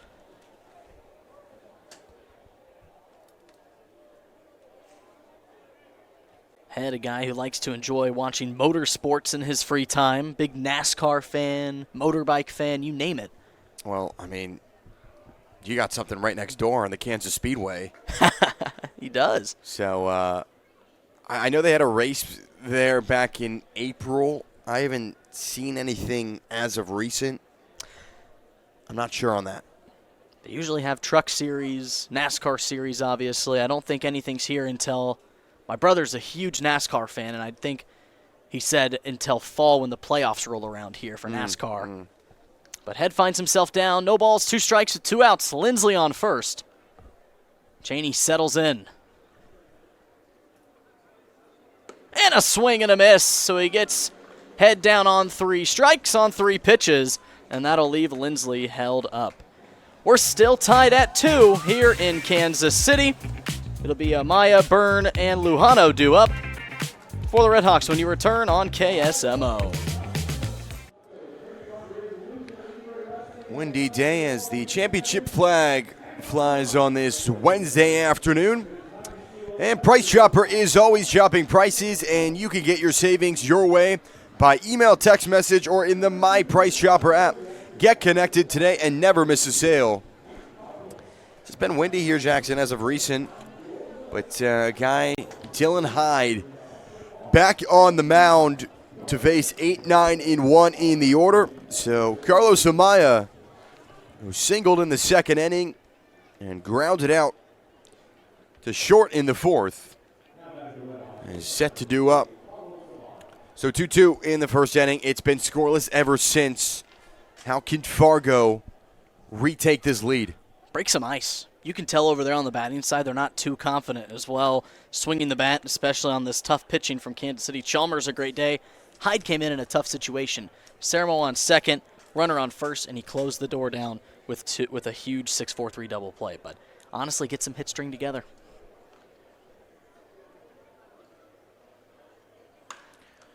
A hard hit ground ball towards Hyde, who slides and makes the play. Wow. What an effort.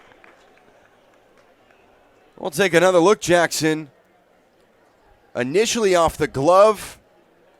Had to slide down, just get it in time. Oh, come on, Dylan Hyde. Look at the pitchers being athletic today out on the mound. And they tell you in the game of baseball to stick with it the whole way through, and he sure did. Never gave up, even if it was taking a tumble. But there was his teammate Trevor Boone to help him up on the way. But that was 100 off the bat at Hyde's glove. That was a great play made by 45.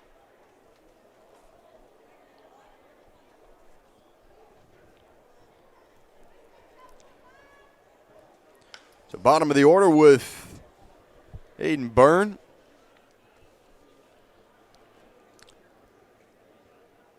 Yeah, Dylan Hyde, another Division II product out of Pittsburgh, Johnstown. He's from Malvern, Pennsylvania, but he resides in Inglewood, Colorado.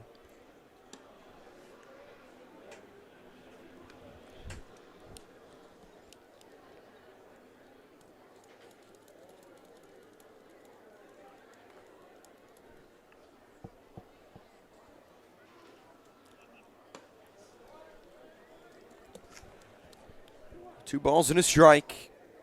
Guy that's been around the Orioles organization. He was with the Norfolk Tides in the AAA and also the Chesapeake Bay Sox and Delmarva.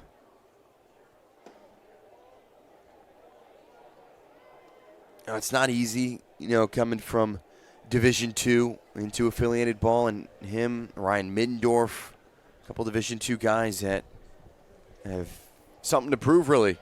They have a chip on their shoulder. You talked to Middendorf the other day. So that will send ball 4 outside of the zone. Hayden Byrne on his way to first. But yeah, going back to that, Jackson, it's not easy, and there's definitely a different level. Mm-hmm. Coming from covering baseball up at Northwest Missouri State for the last couple of years, there are some really good prospects up there who, seem to not get as noticed as, Division I baseball players, but there's a lot of great talent out there. Hyde, Middendorf showing you that, they still have what it takes to play professional baseball.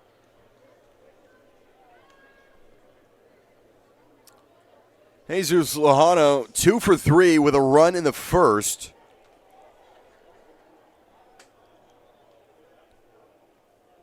He grounded out to Chalmers.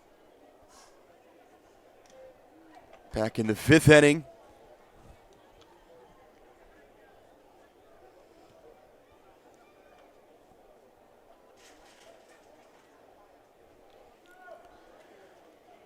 Two teams with 4 hits, and both teams with 2 runs. The 0-2 popped up over Gonzalez, and he flips it to Valenzuela at second, but does not make it in time. Wow. So Luhano will get to first, Byrne to second, and Jackson, take me through this. It was a hit and run, and he thought that the ball, I think Byrne got tripped up because he thought the ball was popped up in the air, so he had to retreat back to first, but it was a chopper. He saw that ball hit at the last second, and Gonzalez tried to get the lead runner. I like the idea, but Byrne was already there at the bag. In that situation, you probably want to just get the out anyways to have 2 on the board, so a little bit of a miscue there, but nonetheless a good dive by Byrne to keep everyone safe.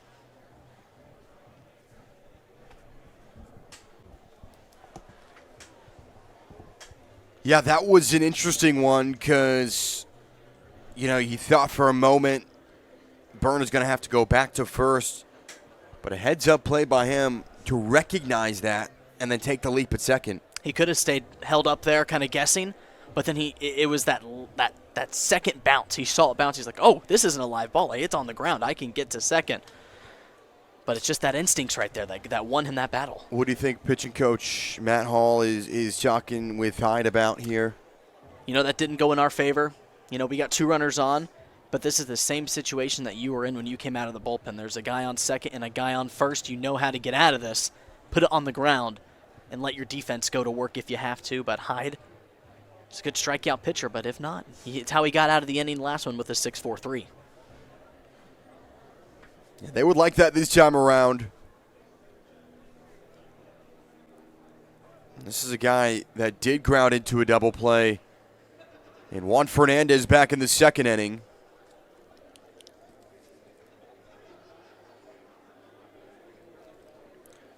Luhano at first. Byrne at second. And here comes to Callahan. There's 1. There's 2.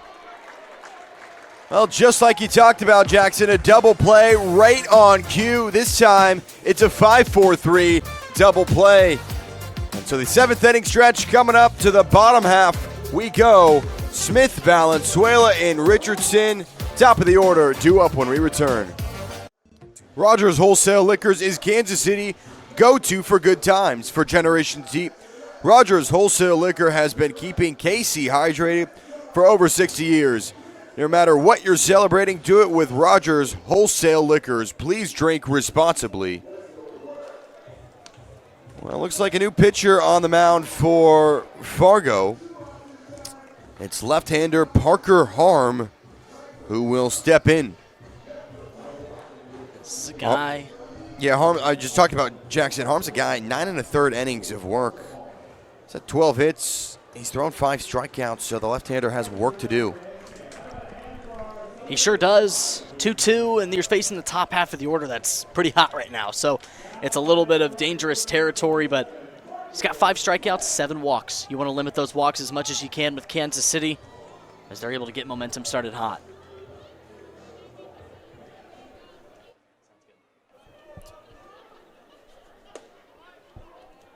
native of North Dakota. Went to North Dakota State. Was a non-drafted free agent by the hometown team here in Kansas City and the Royals in 2021.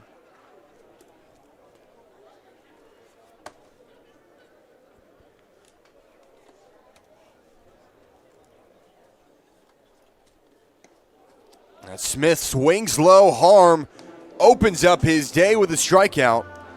And Smith goes down for the second time today. Look at this, Jackson, away from the plate, and he got Smith reaching. That is a gorgeous slider out of the hands of Harm. It started all the way over towards the inside half and worked all the way over. That's how he wanted to draw it up, and it worked on Marcus Smith.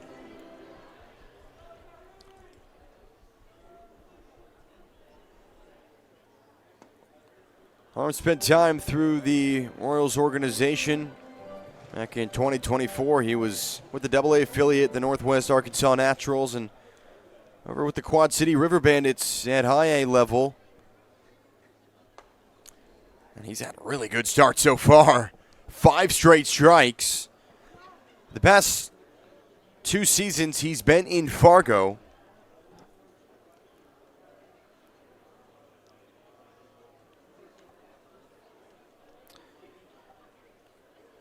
Valenzuela opened up his afternoon with a single. Flew out to left and popped out to short since. This is a soft ground ball towards Boone. And a reaching grab from Sermo.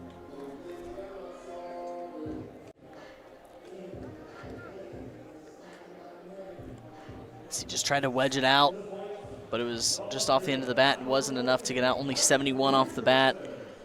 And the Monarchs still looking for their first hit since the second inning of play.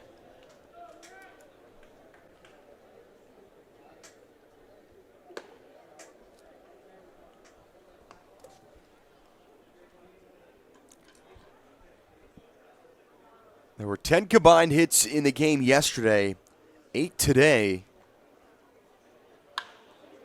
And lined over the glove of Wilkerson. Richardson with his first single. And there's a guy who was needing a good swing like that. Very smooth, stayed easy and inside the plate. He just found the ball exactly where he put it, down and right. And I think that's a thing that we see a lot with Monarchs this season. Anytime they're in 2-out situations, the bats just start to get going when their back's up against the wall. It seems like that. So Parker Harm, looks like his day is done. So a new pitcher coming up for Fargo. We'll find out who that is here in the bottom of the 7th as Grant Richardson stands at first. So it's Mason Pelio who will step on the mound. A guy that's had 12 1/3 innings of work, 13 strikeouts to 6 walks for a 6.57 ERA, Jackson. And, well, Richardson with a 2-out single, and now this brings in Saul Garza. Parker Harm went through a couple batters and a strikeout and a ground out. It was a decent day for him, but it looks like they're going with Pelio. Very quick exit for him. Maybe looking to see. They probably wanted to go righty on righty. That's probably the area they probably wanted to attack Garza on. They probably know that's where his stuff is weak. But he's wanting to change that.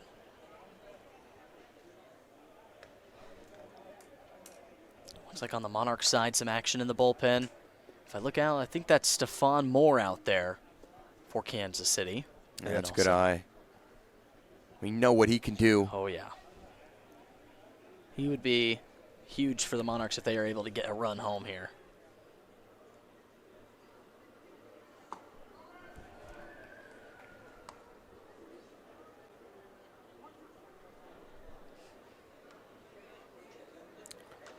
A ball and 2 strikes. Grant Richardson stands at first.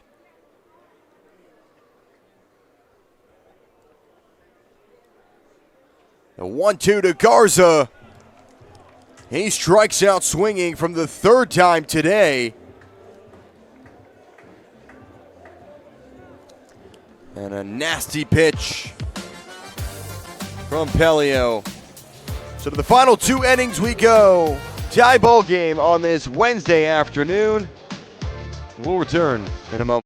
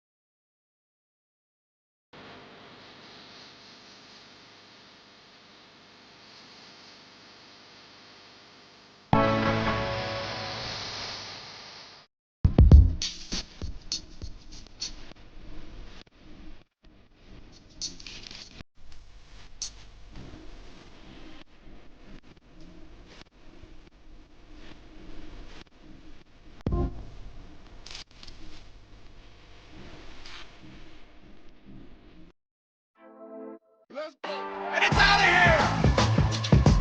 Drives and makes the catch! Swing and a miss, he got him. Let's go.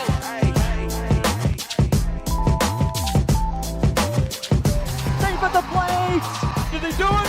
The game is over! Turn it up. Let's go. Let's go.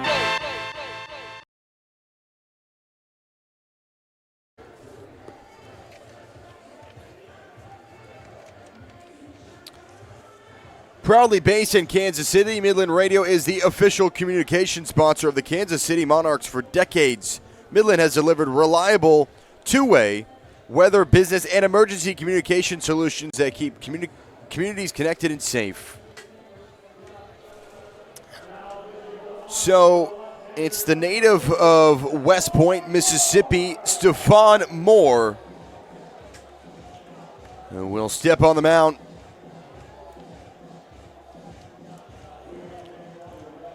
This guy has a fastball that is absolutely something. He throws at 95, 96 range.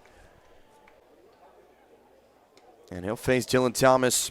And talking with Stephon, he's a guy that's thrown 6 2/3 innings, 11 strikeouts to 2 walks. And no runs. He is phenomenal. It's an important 0-1 out on the mound. You talk about how he establishes and sits on that fastball primarily, but he can work back to a pitch like that. 78 miles an hour from 95. You know, and he's a guy that says he just trusts the process, and he's been so blessed because he's been around. He's been in Mexico. He's been in Australia, playing overseas, and he's just talked about what baseball has given him, and he's very lucky to have that, and such a fun guy to talk to. Really enjoyed that sit down. And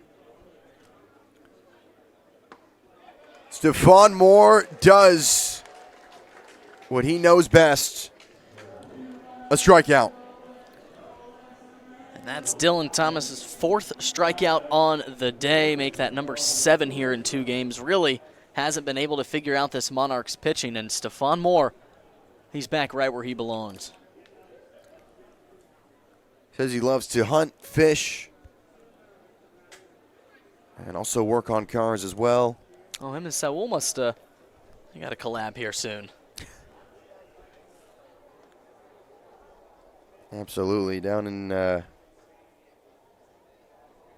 he's been around, was drafted by the Rays organization.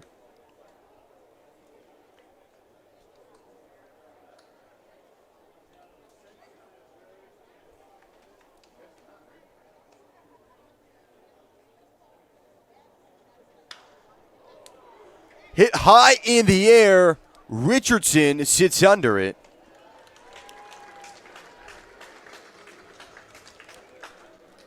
That was a very loud out from Sermo. Inside the plate.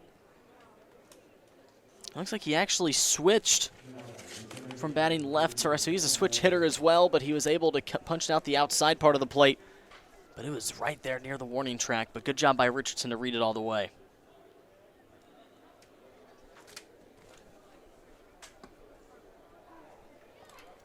Colby Wilkerson with 2 strikeouts. Yeah, you know, for a moment when you hear Sermo crack one off the bat, given what we know what he can do, there's always that chance that it could go yard. And off the bat, you kind of could tell with the angle it went. You're like, oh boy, is this the 9th? But Stephon Moore, good location, put it more outside so he wasn't able to get a full sweet spot on it.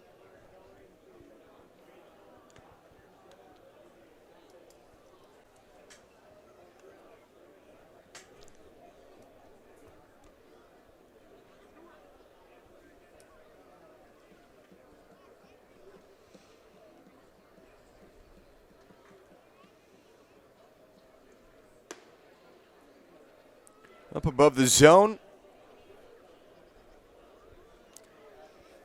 Stephon, another Division II product out of West Alabama.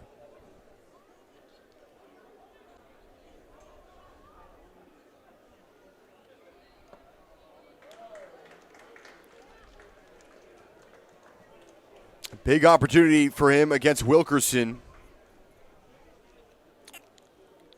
who had that fielder's choice RBI back in the first. Struck out since then, but a pitch clock violation on Wilkerson, so that is going to end the inning. Moore retires the side, and we're still at a 2-2 game as we head to the bottom of the 8th when we return. So there we go, right over on the playground over there. Handicap accessible playground, and it's one of the fun features at Legends Field. Bottom of the 8th inning.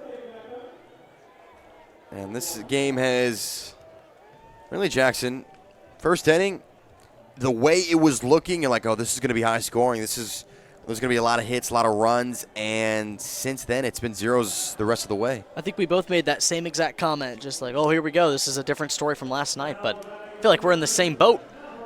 Now there are a little bit more runs. There's 4 total versus just the 1 from Kansas City yesterday, but it's still a pitching duel in the sense that since that first inning, it's been nothing. So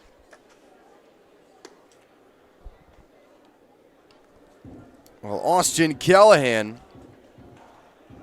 with a single, a ground out and a fly out, so he's 1 for 3.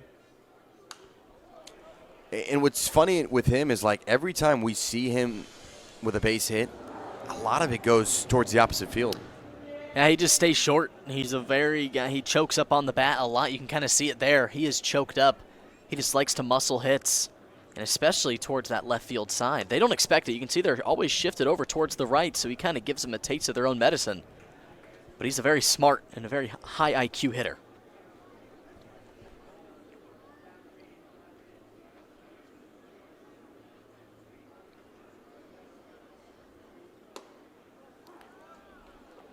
And he'll receive the second strike, 2-2.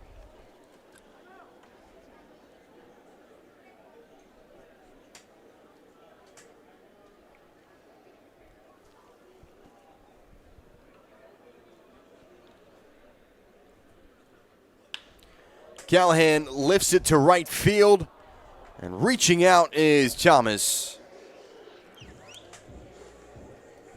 Best contact we've seen in a while from this Monarchs hitting team. And Callahan got something down in the zone, just couldn't get enough around. Give an easy catch out to Thomas, so it's good first out there for the Redhawks. And you got to give credit to Fargo. After that first inning, the most batters they faced in an inning was 4.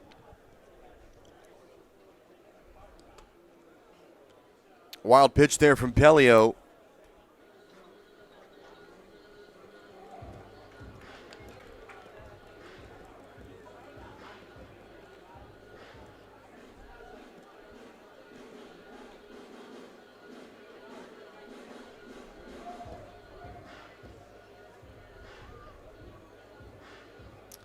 Mason Pelio, a guy that went to Boston College.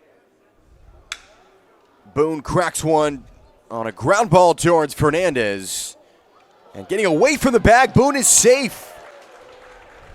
threw it outside of the location of Sermo. He had to make the catch. Fortunate there, Boone, to take first. Very fortunate. The throw threw him off, and he was jogging down the bases as if he grounded out, but you can never count yourself out. Fernandez probably wants that one back. That could give the Monarchs a break.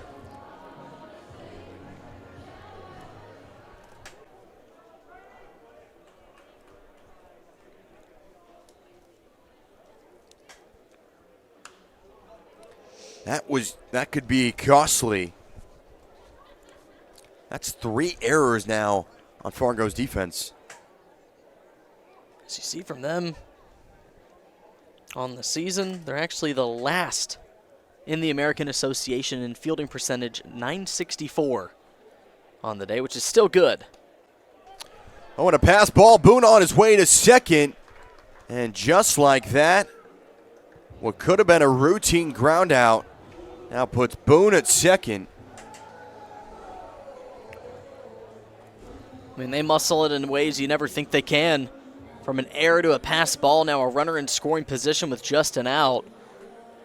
Monarchs have themselves in a good spot to take the lead headed into the 9th, but you got to come up in these situations. You can't go stale again.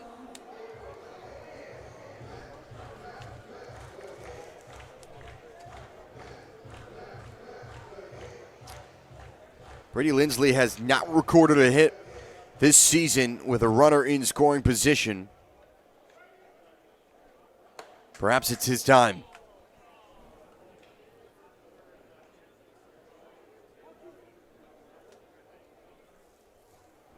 Alvaro Gonzalez on deck.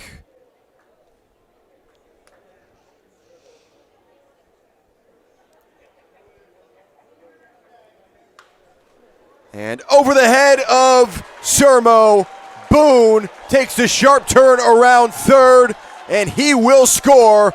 Monarchs have their first lead of the game, and it's here in the 8th inning.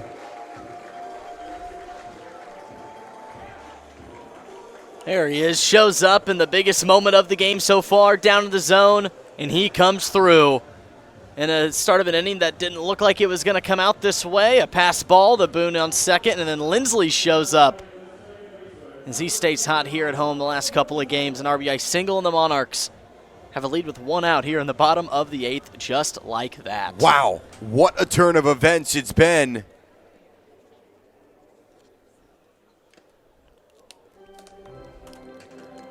And it did prove to be costly because, I mean, Jackson, it was a routine ground out towards Fernandez.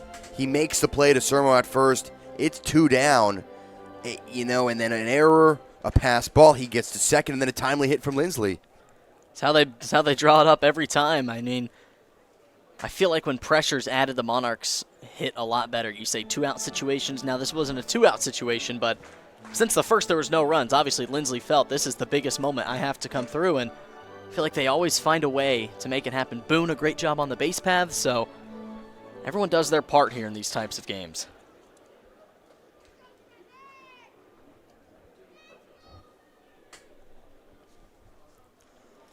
So now it's Lindley at second, and Alvaro Gonzalez will see the 0-2.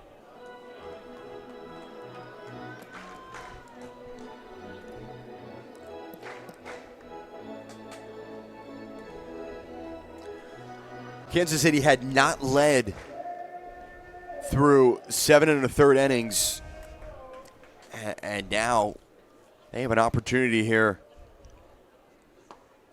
Check swing low, did not come across. Question is, obviously they still have more work to do in this inning. It's not done yet, but do you stick with Stephon Moore looking ahead?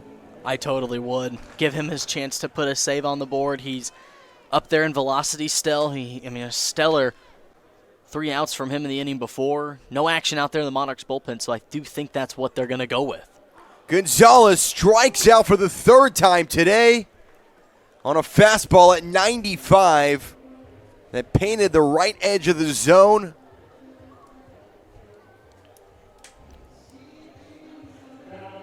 Great pitch. That's a way to come back from Pelio on the mound after an RBI double. Now I got 2 outs on the board looking to get out of this jam. Well, we know a guy that certainly can make contact with runners in scoring position. Hudson Head here in the bottom of the order.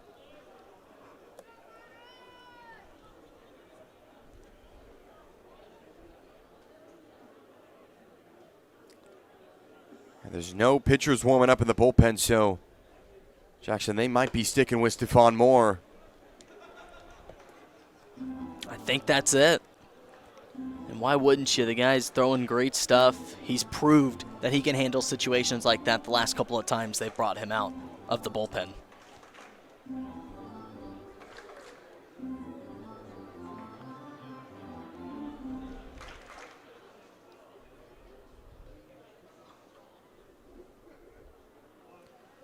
Two down. Lindley at second, the 0-2.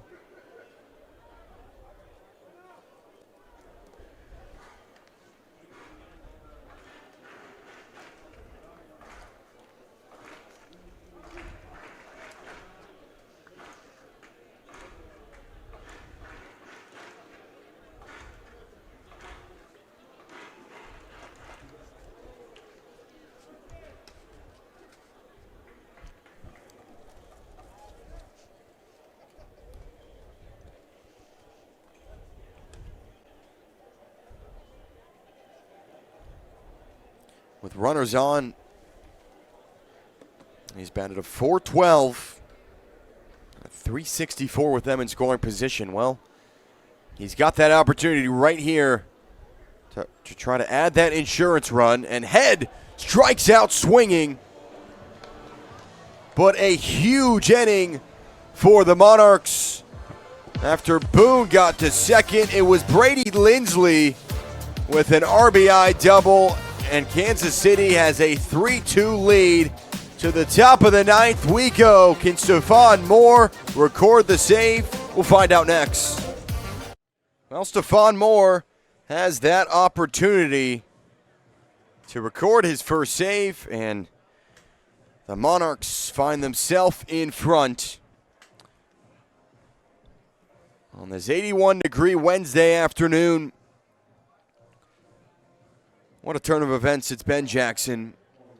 And now a chance for Richards to start it off. Like you said, quickly as it was, I mean, Boone gets on with an error, the inning continues. Huge, and the Monarchs just continue to find ways to get ahead.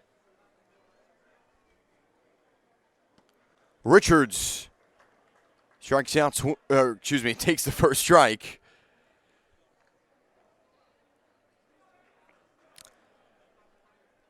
So he had that sac fly RBI back in the first, flew out to right field in the fourth, but he was walked in the sixth.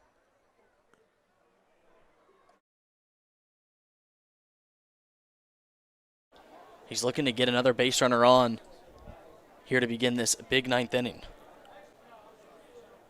What a start for Stephon Moore.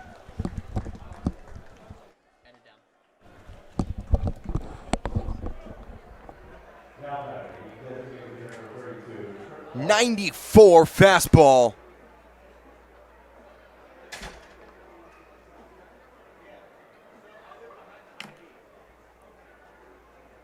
And now it's Trip Clark.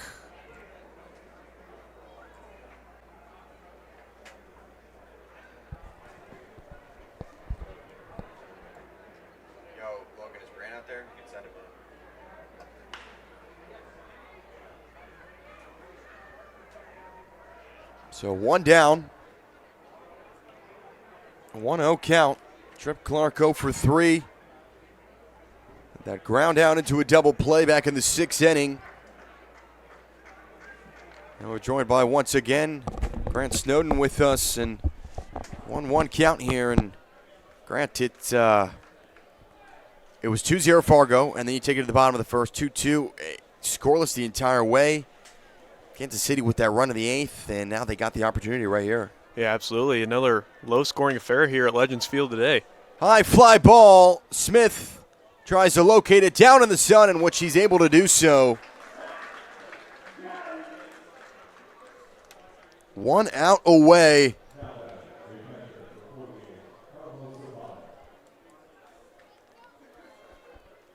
Carlos Amaya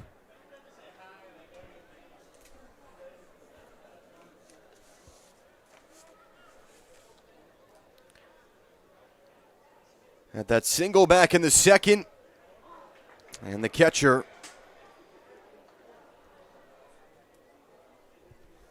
he's got some work to do. Yeah, absolutely does.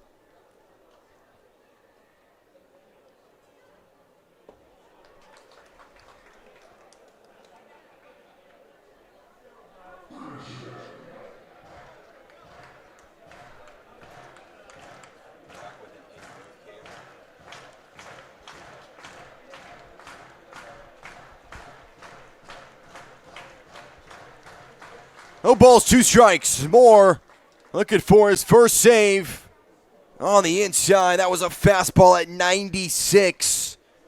Just outside of the zone. And the count runs at 1-2. It's pretty obvious of what he's going towards. Yeah, he's got some velocity. He's going to use it. 1-2 from Moore. Down the plate for strike 3. Stephon Moore records his first save and a comeback victory for Kansas City to clinch their 5th series win of the season. What an afternoon.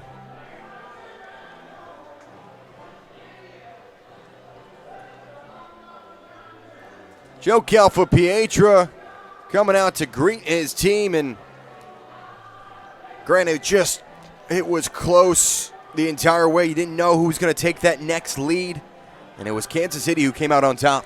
You said it. Didn't feel like really either team had the momentum there after the first inning, kind of a pitcher's duel, and it certainly didn't look that way after the first inning, but both pitchers, a lot of strikeouts and not some great defense like we saw last night, but Kansas City able to get it done, that big-time hit by Lindley. It certainly was.